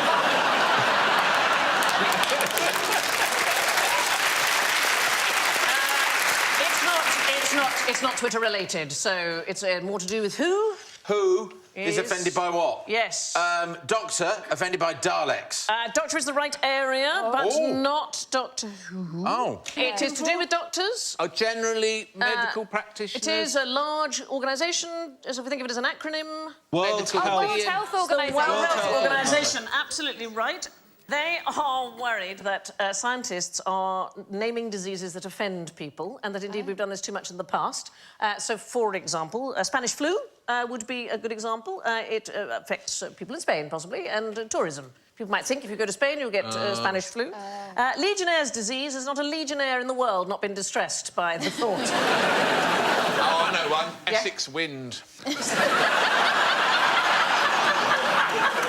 It's awful, isn't it, Phil? Terrible. It blows right up your Thames corridor.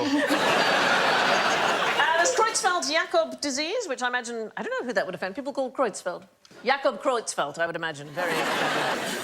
swine flu, apparently. Very offensive to people who work with, I don't know, pigs. Mrs. Swine. Mrs. Swine. Swine is upset about it. Trying to the idea is you're supposed to minimise unnecessary distress.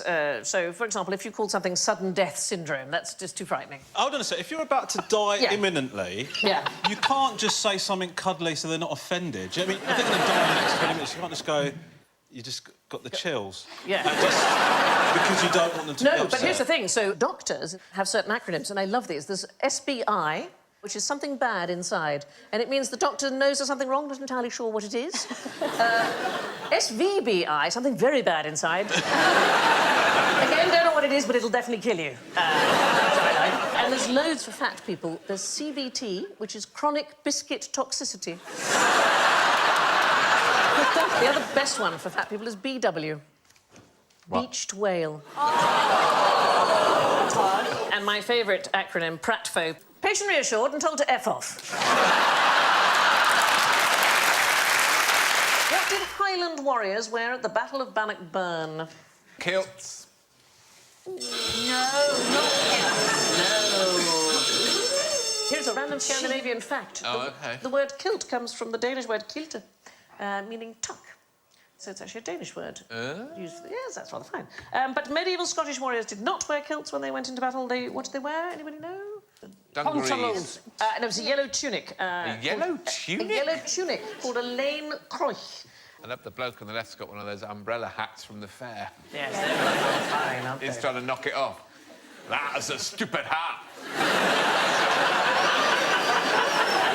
It's not even in it! What was weird, they used saffron to make them yellow, but if they didn't have saffron, they used to use a... Urine. Yes. Horse Very urine. keen on the yellow, then. Yeah. Well, urine was in all the tweeds as well, because they used to use it to fix the colours in the tweeds. Yeah, but still, you know, can we not make it green from the grass? No, keep on pissing on it. That horse has got the hots for the painter. Yeah, he's looking right at him, isn't he? Now you're getting my best side. Don't paint the twat in the umbrella hat with gold. Just weird that we do have a sort of image, don't we, of the kilt being part of the Very much attire. so. But in fact, it was invented for a totally different reason. It was Invented for weddings. They're always in weddings. No, it was a... Sometimes you can have too much material for a kilt. I'll just wrap it around here, don't worry about it.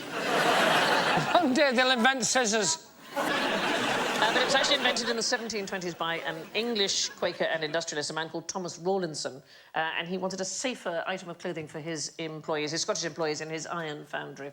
Can I suggest you don't go north of the border and mention that fact? Well, the word tartan comes from the Middle French. They won't like any of it, really. The word kilt is Danish, none of it's good. Did he have a shop for tourists in Edinburgh? Was that why he was secretly... I've never been in one of those shops that says, we can find the tartan for any surname. Oh, yeah. Apparently not. No. Sorry, how do you explain what you're wearing? Yes, the great Danish Toksvig tartan that I... If you're so hungry you could eat a kilt, don't eat the yellow ones. There you are. What is this island called? Newfoundland. No. I'm going to have to shoot you now. No, it isn't the correct pronunciation. Newfoundland. Hey, enough violence on this show. Yeah. Newfoundland is the correct pronunciation, and in 1876 a man was killed during a brawl over the correct pronunciation. Oh, we were lucky, weren't we? We got There's two mill workers, William Aitchison and John Davis. One thought it was Newfoundland and one thought it was Newfoundland. Aitchison threw a punch, Davis drew his gun and killed Aitchison. He got away, Davis, and he spent 37 years on the run. So there's a really... Davis? Yes, Davis. Any relation? Yeah. Possibly. John Davis, dangerous man. I had a great uncle who emigrated to Canada. Did he go to Newfoundland? Newfoundland. I think he went to Quebec, actually. And you inherited your shirt from him. Anyway, just to finish the story, Davis, who killed Aitchison, he ran away for 37 years, and then on his deathbed, 1912, he's in a hospital in Peoria, in Illinois, and he feels so bad about it that he confesses on his deathbed, and then recovered and had to go on the run again. I think he said, oh, I did that murder in Newfoundland. No, it's Newfoundland! But actually, both men were right, because at the time, both pronunciations were perfectly acceptable. It's only fairly recently that people have gone a bit... And what is it now? Without looking? Newfoundland. Newfoundland? Newfoundland. OK, and presumably if people are watching this in Newfoundland, they're shouting at their television. Yes, they're probably... They're all idiots. I have a constant argument with the pronunciation of Canadian places. My other half is Canadian, and everything seems to be pronounced a little bit faster than it should be. So it's Toronto, not Toronto. Oh, is it? Toronto. Toronto. Like, as quick as you possibly can, like it's a crime to say it. Toronto. I love Toronto. There used to be a bar there called the... Sorry, Toronto. There used to be a bar there called the Betty Ford Clinic. What's not to like? There's some fantastic names in Newfoundland. Conception Bay South, the second largest town. Conception Bay South is, yeah. Conception Bay South, maybe there's north. That's what I call it. She doesn't like it. She thinks it's too formal. Come on, love, let's have a look at Conception Bay South. I bought you dinner, we saw the movie you wanted. Come on. We're moving on to Conception Bay North, I suppose. Well, that's a special treat for birthdays. It's possible Which way up is she? Hang on. It's possible that a girl may prefer the Newfoundland town of Dildo or Eastern Tickle, which I like very much. Do you? Yeah. Thanks for sharing. Not bad for me age. Your first task tonight is to say something completely nonsensical that sounds profound. That's what I would like. Nish, you got any thoughts? I always find that when people say, I make my own luck, I think that is the biggest load of nonsense. Yeah. Because if you make it, that's not luck. Yeah. That's not how luck works. No. Have you got a profound sentiment for me? Well, it's the centenary this year of the establishment of the Dada art group set up at Cabaret Voltaire in Zurich. And Richard Horsenbeck was a Dada artist. And he wrote a long poem called Fantastic Prayers, and a couple of sections from it are Biribum, the ox runs down the circulum. Voila, here are the engineers with their assignment. Light mines to throw in a still, crude state. Some showers. Is it part poem, part weather report? Basically, because whenever you say anything nonsense like that, I do always think falling slightly at the end of it. Yeah. It just becomes shipping forecast to me. What about you, Alan? Well, I like things that sound like proverbs. And the important thing about them is that they are always reversible. So I've come up with a couple. You can change your mind, but you can't change your brain. Oh, that's so crazy. The alternative is you can't change your brain, but you can change your mind. Wow, that's the sort of thing a teacher would say to you and nod as if it meant something. Means bugger all. Another one is you can't jump without landing. Equally, you can't land without jumping. I just need time to think about that. This is the sort of thing that we should definitely be smoking weed and listening to. Like, you would be a weed guru with this stuff. There's a geezer with a sticker factory in Kettering now who's writing all these down. This is gold! Have you got any profound thoughts for me? Well, I just like when you're standing on a train platform and they go, any unattended items will be destroyed without warning. And I'm always like, wow, that is a warning. Yeah. It makes no sense to me. Does that include a child? As a child, an item. I bet you'd sell a lot of children's T-shirts if it just said, I am not an unattended item. Do not destroy. There's a fantastic website called the New Age Bullshit Generator. And what it does, it takes buzzwords from New Age tweets and it combines them to create, well, syntactically correct, profound-sounding nonsense, such as hidden meaning transforms unparalleled abstract beauty. It's a Coldplay B-side, isn't it? The infinite is calling to us via superpositions of possibilities. These all just sound like Morrissey lyrics. The infinite is calling to us. I really like them. Perceptual reality transcends subtle truth. And I think we've all felt like that at some point. Consciousness is the growth of coherence and of us. So here's the thing. Canadian researchers asked subjects to rate the various sentences that I've been reading out on a scale of 1 to 5, OK? The statements received an average score of 2.6. Somewhat profound. And the researchers concluded these results indicate that our participants largely failed to detect that the statements are bullshit. Many people can't tell profound truth from complete nonsense. But then again, as a wise man once said, no legs too short to reach the ground. Now, your ancestors could make fire using things that they found. You have something on a tray, and I will give you 20 points to anybody who can start a fire with the things that you have got there. Can I use my lighter that I've got in my pocket? Oh, now, look, can't you put that in the lemon? Won't that work? Supposedly, doesn't it? Can't you get a charge out of citrus fruit? You can. Am I about to? Not enough to upset yourself, I don't think. Meanwhile, I'm going to use this to look for a match.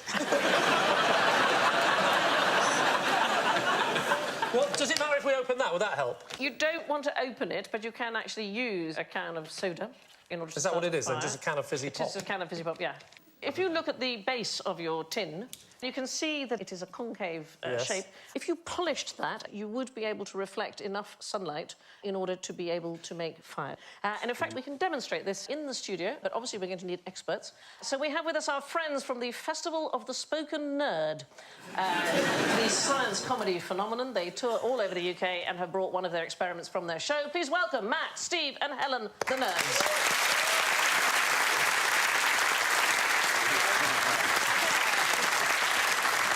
I was right, wasn't I, that the tin of pop is a kind of... Yes, it's almost the right shape to focus light in. This is an actual paraboloid, which is the perfect shape. So we can use this to set fire to something... Oh, man. Just pointed at me. We've got a graphic here of the two dishes we've set up. And if you cut one in half, so we can swivel one around, and if you unpeel it, it's just a parabola. And the amazing thing about a parabola is any line which comes directly down, parallel with the axes, will go through exactly the same spot, the focal point. And the same thing works in reverse. So if something emits from the focal point, it will be sent out as a parallel. That's how the Death Star works, isn't it? That's essentially the cleverest thing that's ever been said near you, Lee, isn't it? We're going to give this a go, but please, can you put your sunglasses on? Because these are going to protect us, aren't they? So about 200 years ago, this was a party trick where they would put a super hot cannonball at one focal point and gunpowder at the other. We thought we wouldn't try that. We asked, and apparently we're not allowed because it's no longer the past. But they have let us bring a heat lamp and nitrocellulose, so that's flash cotton. This will be the past one day, you know. Not on Dave.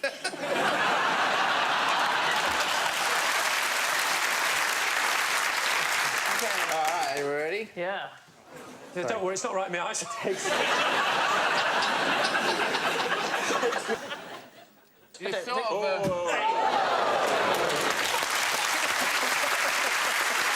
So, my question is, what's your worst nightmare? I don't have nightmares. I just occasionally have dreams that are quite stressful. Oh, like what? Increasingly, they involve having to do my A-levels again. Oh. For some reason, I've been busted back to the sixth form, and I have to do my A-levels again. I keep saying, this is ridiculous. I've been to university. Why am I having to do my A-levels again? But I do have to do them again. And I wake up all stressed by it. And then have to go to the toilet. Yeah. It's quite nice, because I reflect as I go to the toilet that I don't have to do my A-levels again. So that's good news. Are you a nightmare person, Alan?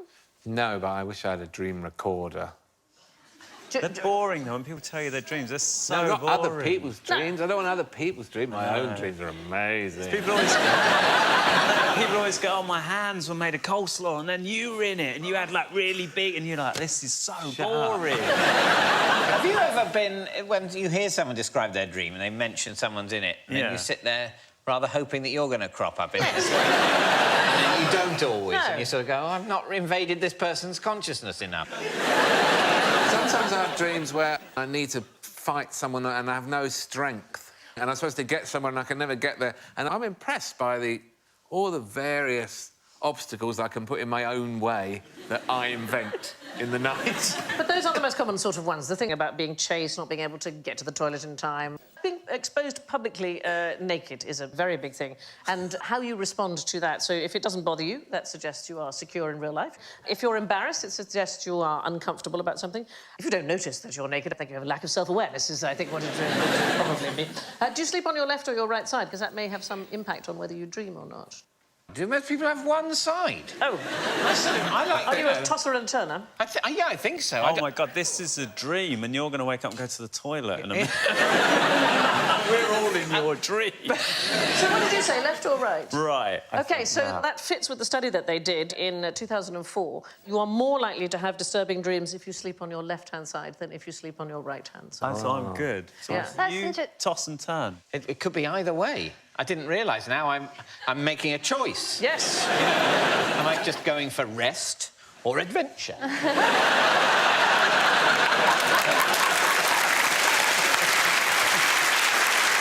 What side does your wife sleep on? I'm not aware of her having a preference for one side So or the other. you have one side of the bed, right? Like, yeah. Surely... See, Yeah, I'm not an idiot. So my husband makes me sleep facing away from him because I breathe too loudly. That's quite weird, isn't it? Well, like those two in the picture. Oh, yeah. When I got married, another thing I found out, that it wasn't usual to put your underwear and your socks on before you put any of your clothes on. Well, you're supposed to put it on afterwards. No. I put my superhero. I put my underwear on, and then I put my socks on, and then I put my outerwear on. OK, and what's wrong with that? Well, apparently it's weird to put your socks on before you put your trousers and your top on. I think your husband is telling you that things he does are things that everyone does. I think it is perfectly reasonable to put your socks on before your trousers It's or also shirt. perfectly reasonable to breathe while you're asleep. Let's try a parlour game to get us started. One Victorian parlour game was called Taboo. You were asked a question and had to answer without using a taboo letter of the alphabet. Our taboo letter tonight is obviously N, so please answer the following questions without using the letter N. Matt? Name a tasty yellow fruit grown mostly in the Caribbean and Central America. In the Philippines, its name has been corrupted to bayabas. Is it, a ba'a? I I'm trying to think what's nice and yellow. Crisps. I'm going for crisps. Is it tasty yellow fruit? Yeah. So, no, the answer is guava. Oh. Is the answer we were Oh, there is an looking for. answer. There is an answer. I've been playing this game wrong for years. It isn't banana at all. The answer is guava, is the fruit that we were looking for. In the Philippines, it has been corrupted to bayabas. Do you know what the Filipinos call bananas? No. They call them bananas. I could have got you with that one, had you fallen for it. Susan, what do you call a woman who looked after Victorian children whose mothers were social equals but couldn't be asked to do the job themselves? Well, I would call them the help. Which is nice, but not the correct term. Well, then I would call them... You've got such a gaze, Sandy. It's like the Eye of Sauron. Sorry, but Sauron's got an N in it. I would have said the nanny or a governess. Yes. Yes. I was essentially cajoled into that. You were. So, not nanny, obviously, because how many N's have we got there, Susan? At least two. At least two. Also, not socially equal, the nanny. It's au pair. Oh, no, I almost... Au pair, been around... Josh, so annoying, isn't it? Start with your own. Oh, it was on the tip of my tongue there. It's been around since the 1840s, the word au pair. Well, it literally means social equal, au pair. Does it? Yeah. Have you met our social equals? He's really, really fit. He's only run off with the social equal.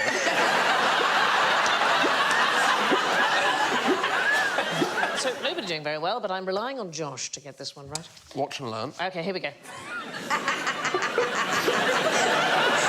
What do you call a Roman Catholic religious woman who has taken simple vows of poverty, chastity and obedience? Is it the au pair? That was guava. Oh, it's difficult, isn't it, now? Yeah. Yeah, not so quick with the answers now. Tracy? I'll go on then. None. None. Yeah. So here's the thing. The answer is a sister. So a nun has taken solemn vows, but a sister has taken simple vows. It's a technical difference to do with the repudiation of property. So a nun's solemn vow repudiates property absolutely. A sister's simple vow allows her to reserve an interest. Hedging her bets, Josh. Hedging her bets, that one. Right, Alan. Yes. Name any of the digits in the common emergency telephone number. There's an emergency number which is... 999. 999. They're great guys. They're great guys. But the common emergency telephone number is 112. Is it? Yeah. So you can use it on a mobile phone, even if it's locked or you haven't got a SIM card. It has got ends in 112. Well, I asked you to name any of the digits in the common emergency number. And so you could have said 2. Oh, my word. 2. Well, it's Christmas, so Alan wins that one. There we go. What is the worst thing you can do on a bed of nails? Fall from a great height. I would think. I'd say an orgy. I'd say to get nailed on some nails would be a terrible thing. Well, here's the thing. So I think you could have an orgy if you were fantastically careful about how you got on and off. Are we talking about the nails or the people? It's about the even distribution of weight across the nails. It is, I did do this. I went you? on a bed of nails with a contortionist. What a night that was. I filmed it. And he showed me how to lie down. It's all right if you're lying down, but he said, be very careful, because your instinct when you get up is to put your weight on your hands. Yeah. And then that really hurts a lot. When I was at school one afternoon, for some reason, some circus skills people came round and tried to teach us all circus skills. I love the heavy note of disapproval in your voice. Absolute waste of bloody time! I was 7. You can learn circus skills later. What I needed was maths. And they came round and said, you know, tried to teach us how to juggle. We couldn't juggle. Tried to put clown makeup on. Some of us had an allergic reaction, you know. But one of the things was the bed of nails, and they taught us how to lie on a bed of nails. And the way you lie on a bed of nails is you just lie on it and it's fine. It's about getting on and off. You're absolutely right. So let's have a look and see, test this out. If you've got a very small bed of nails underneath the desk there, if you bring it out. I'm not going on the bottom. No, well, if you would take a seat. Take a balloon and place the balloon on the bed of nails. Now, apply the pressure evenly. It's actually clearly as there's a condom. That's your big problem with having an orgy on a bed of nails. If you press down on the wood evenly, it can withstand it for quite a long time. Can I put some real weight on it? Burst it, burst it. Go on, there we go.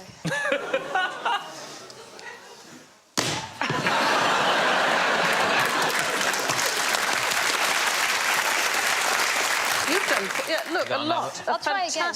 A fantastic amount of pressure. Great, I've got condom up my nose. Again. OK.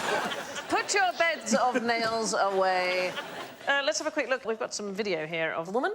Now, look how she gets on. OK, now watch. This is actually slightly terrifying. So she lies on the bed of nails, and then an anvil left over from the Roadrunner cartoons. I know. Anvil in the boobs is worse than some nails in the back. Yeah. And rather pleasingly, a couple of spots which have been nicely popped there. Maybe that's going to be the new pampering. You know, it turns out that's really good for the skin. You just get on the nails, anvil, couple of guys with some hammers. There are 3 places called Fort Nonsense, but only one called Nowhere. What's the official name for the middle of nowhere? There's a place in the world that is the middle of nowhere. Well, Croydon. I'm from Croydon, so I can say that, OK? It's the centre of the least populated bit. You're absolutely in the right area. So where would you find the least number of people? Not necessarily on the land, maybe? Oh, so the ocean. It's a part of the Pacific. It is as far from land as it is possible to get on the Earth, and it's called Point Nemo. It is 1,700 miles from any coast, named, of course, after the submarine captain in 20,000 Leagues Under the Sea. And there's a Starbucks there, right? Yeah, there's a Starbucks. Nemo, Latin rendering of the ancient Greek utus, meaning nobody. It's also known as the oceanic pole of inaccessibility, and here is the extraordinary thing. You'd think there's nothing there, but it is a spacecraft graveyard. There are more than 160 spacecraft littering the ocean floor there. I'd say they're mostly Russian. So here's the thing. It's much cheaper to allow the orbit to decay naturally than to push it out into space. But when they know they're going to do this to a spacecraft, they have to see if there are any sailors in the area and ring them or contact them by radio and make sure that they know. And if you pass Point Nemo at the right time of day, you'll be closer to the astronauts on the space station, 250 miles away, than to any other human being on Earth. Wow. Isn't that extraordinary? Now, describe nature's top gear. Nature's drugs. Oh, is that a thing? Drugs? Gear, you know, your gear, man. Gear. Don't... I think I got some top gear for you.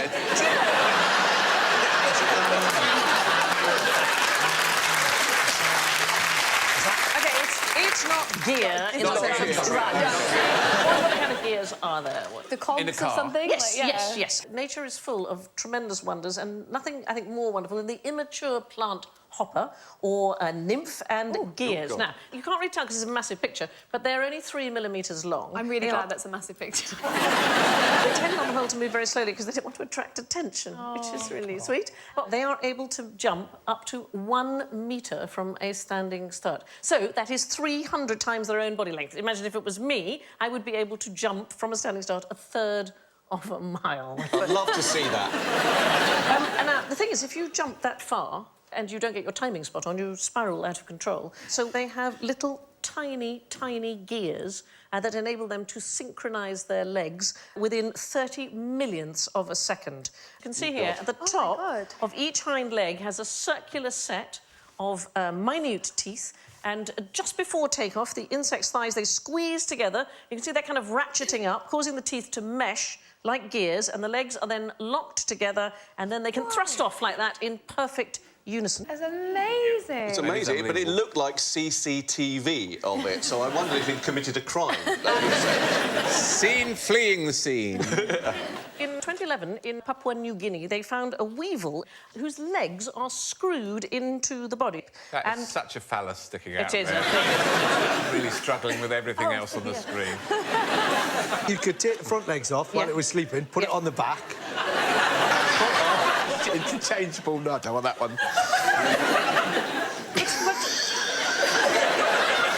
Why do you think they might do this? It takes its legs off. No, it doesn't take them off. It's able to... It tightens them. Tighten them, so it can pull along the length of the leg in order to make it rotate in its socket. So they can rotate the back legs 130 degrees and get a better grip. Or they can rotate the front 90 degrees and get a better grip. Why haven't we evolved to do that? Because you'd get drunk, you'd put your legs on wrong, and you'd go, I'm off! Oof, when you shoot off that way.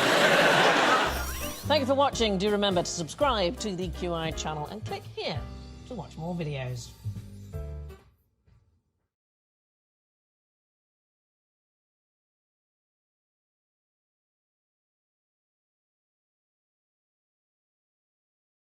Fingers on buzzers. Where is this cheese from? I'll give you a clue. It begins with S. Alan. Shropshire.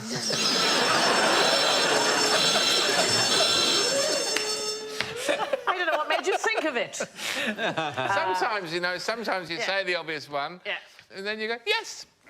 But never to me. It doesn't come from Shropshire. Anything else? It begins with an S, does not come from Shropshire. Spain, Sussex, Surrey, Scotland. Scotland, it comes from Scotland. It absolutely does. It was originally called Inverness-shire Blue or Blue Stewart, and I don't know why they thought if they renamed it Shropshire, people would be more likely to buy it. So it was a PR job. So is it quite a recent invention? It's a fairly recent cheese, yeah. Rather like Stinking Bishop.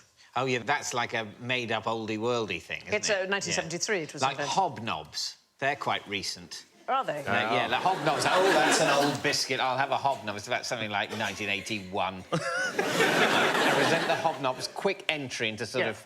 It's a quick biscuit to refer to. In a joke, you'd go, oh, a hobnob or whatever. No, hobnob, you're new.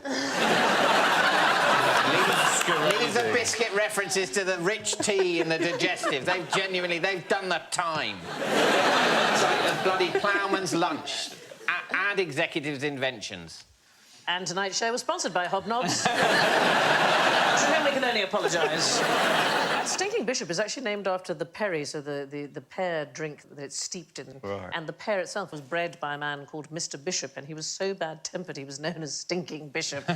So bad-tempered that once his kettle failed to boil as fast as he wanted it to, so he shot it. And then he pissed it.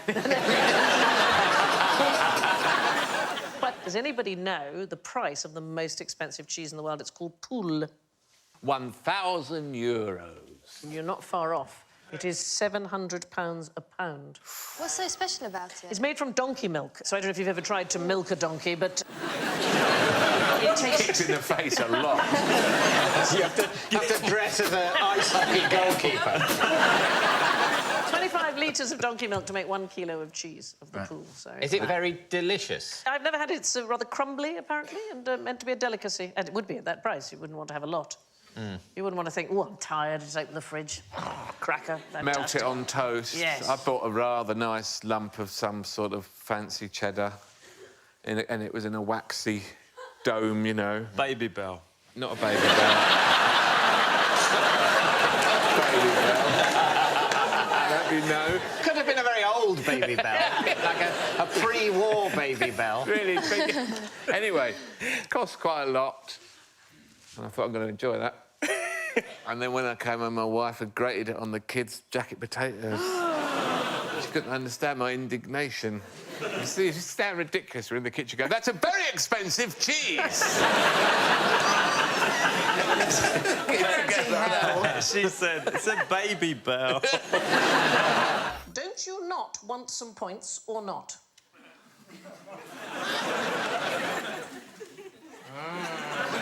Well, that's very difficult to say yes or What do you reckon? There's 3 negatives. Yes.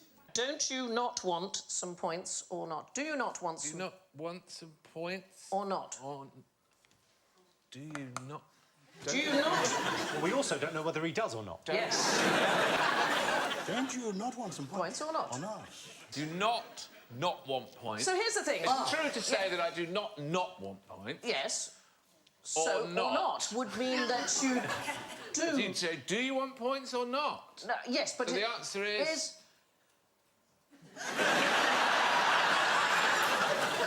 Well, there's two questions. No, it's just one question with one answer, but I just tell you now, one answer has a Clarkson and one doesn't.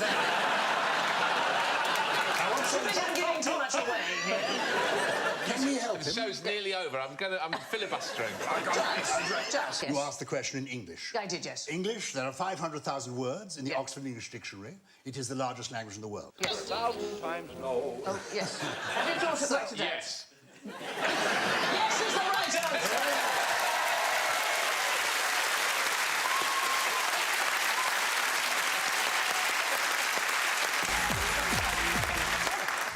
Yes isn't the right answer. Oh.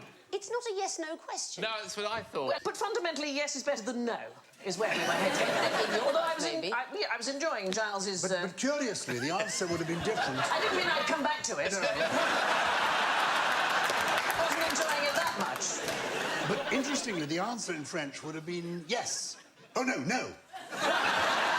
In French, you could have said, I don't know, which is je ne sais pas, which is a double negative. Or... But if you translated, what did you originally say? Is it too early to lose the will to live? I'm extremely concerned, Sandy, that you, a role model for women everywhere, should, in fleshing out the double negative, come out with a statement broadly, yes is better than no. That's not what I'll be telling my daughter.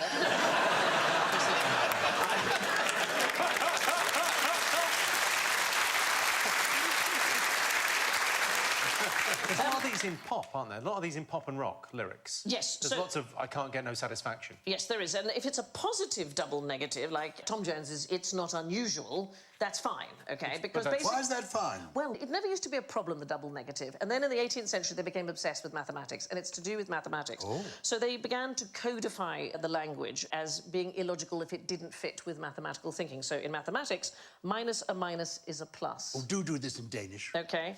Yeah. Så de tænkte mange år siden, at... I can do it. No, I won't do it now. If you do that, I think I've had a stroke. No. I always just think there's a body being found as soon as I... You can almost feel the wind on the bridge. Here's a question that everybody is gagging to know the answer to. What noise does a frog on helium make? On helium? Yes. Oh, I love you, Miss Piggy.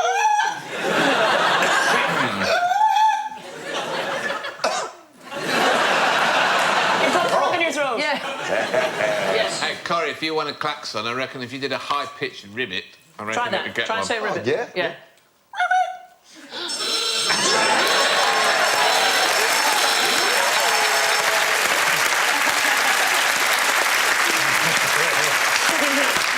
I might need a tissue. It's rare you see so much pleasure at failure. It's fantastic. So good. I reckon nobody knows, because as soon as you fill them with helium, and then oof, and they're off. You can just see it going... Been living their hands like that. 1993, scientists made 3 different species of frog inhale helium, because clearly party's not gone that well, nobody's turned up. Scientists with poor social skills, I'm going to guess. We've finished, but we can't leave till 5. Yes. So, anything you've always wanted to do. And it has no effect on frogs whatsoever. And the reason is that frogs don't use the resonance of the air inside their vocal tract to vocalise, the way we do. They seem to create resonance by using their skin instead, and that is not affected by helium. OK, so having that piece of information in your heads, what do you think would happen if you asked a dinosaur to suck on a party balloon? I think he'd be like, I died thousands of years ago. This is a dream. And sound like...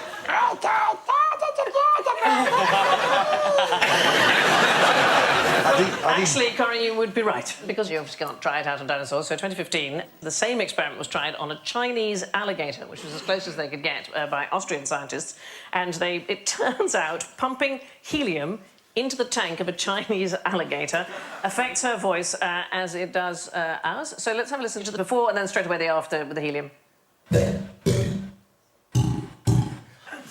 So it gets lower. They make it lower. Well, the thing is, it just changes the timbre. What helium doesn't do is people think it makes your voice higher, and it doesn't. Every voice, as you will know, is a mix of frequencies. So all it does is it causes some of those frequencies in humans, the higher ones, to be amplified so we can just hear them more. But it doesn't actually make the voice any higher. Apparently, because it's true of alligators, it must be true of dinosaurs because of the alligator being a That would be a really bad, like, next Jurassic Park, like the third one.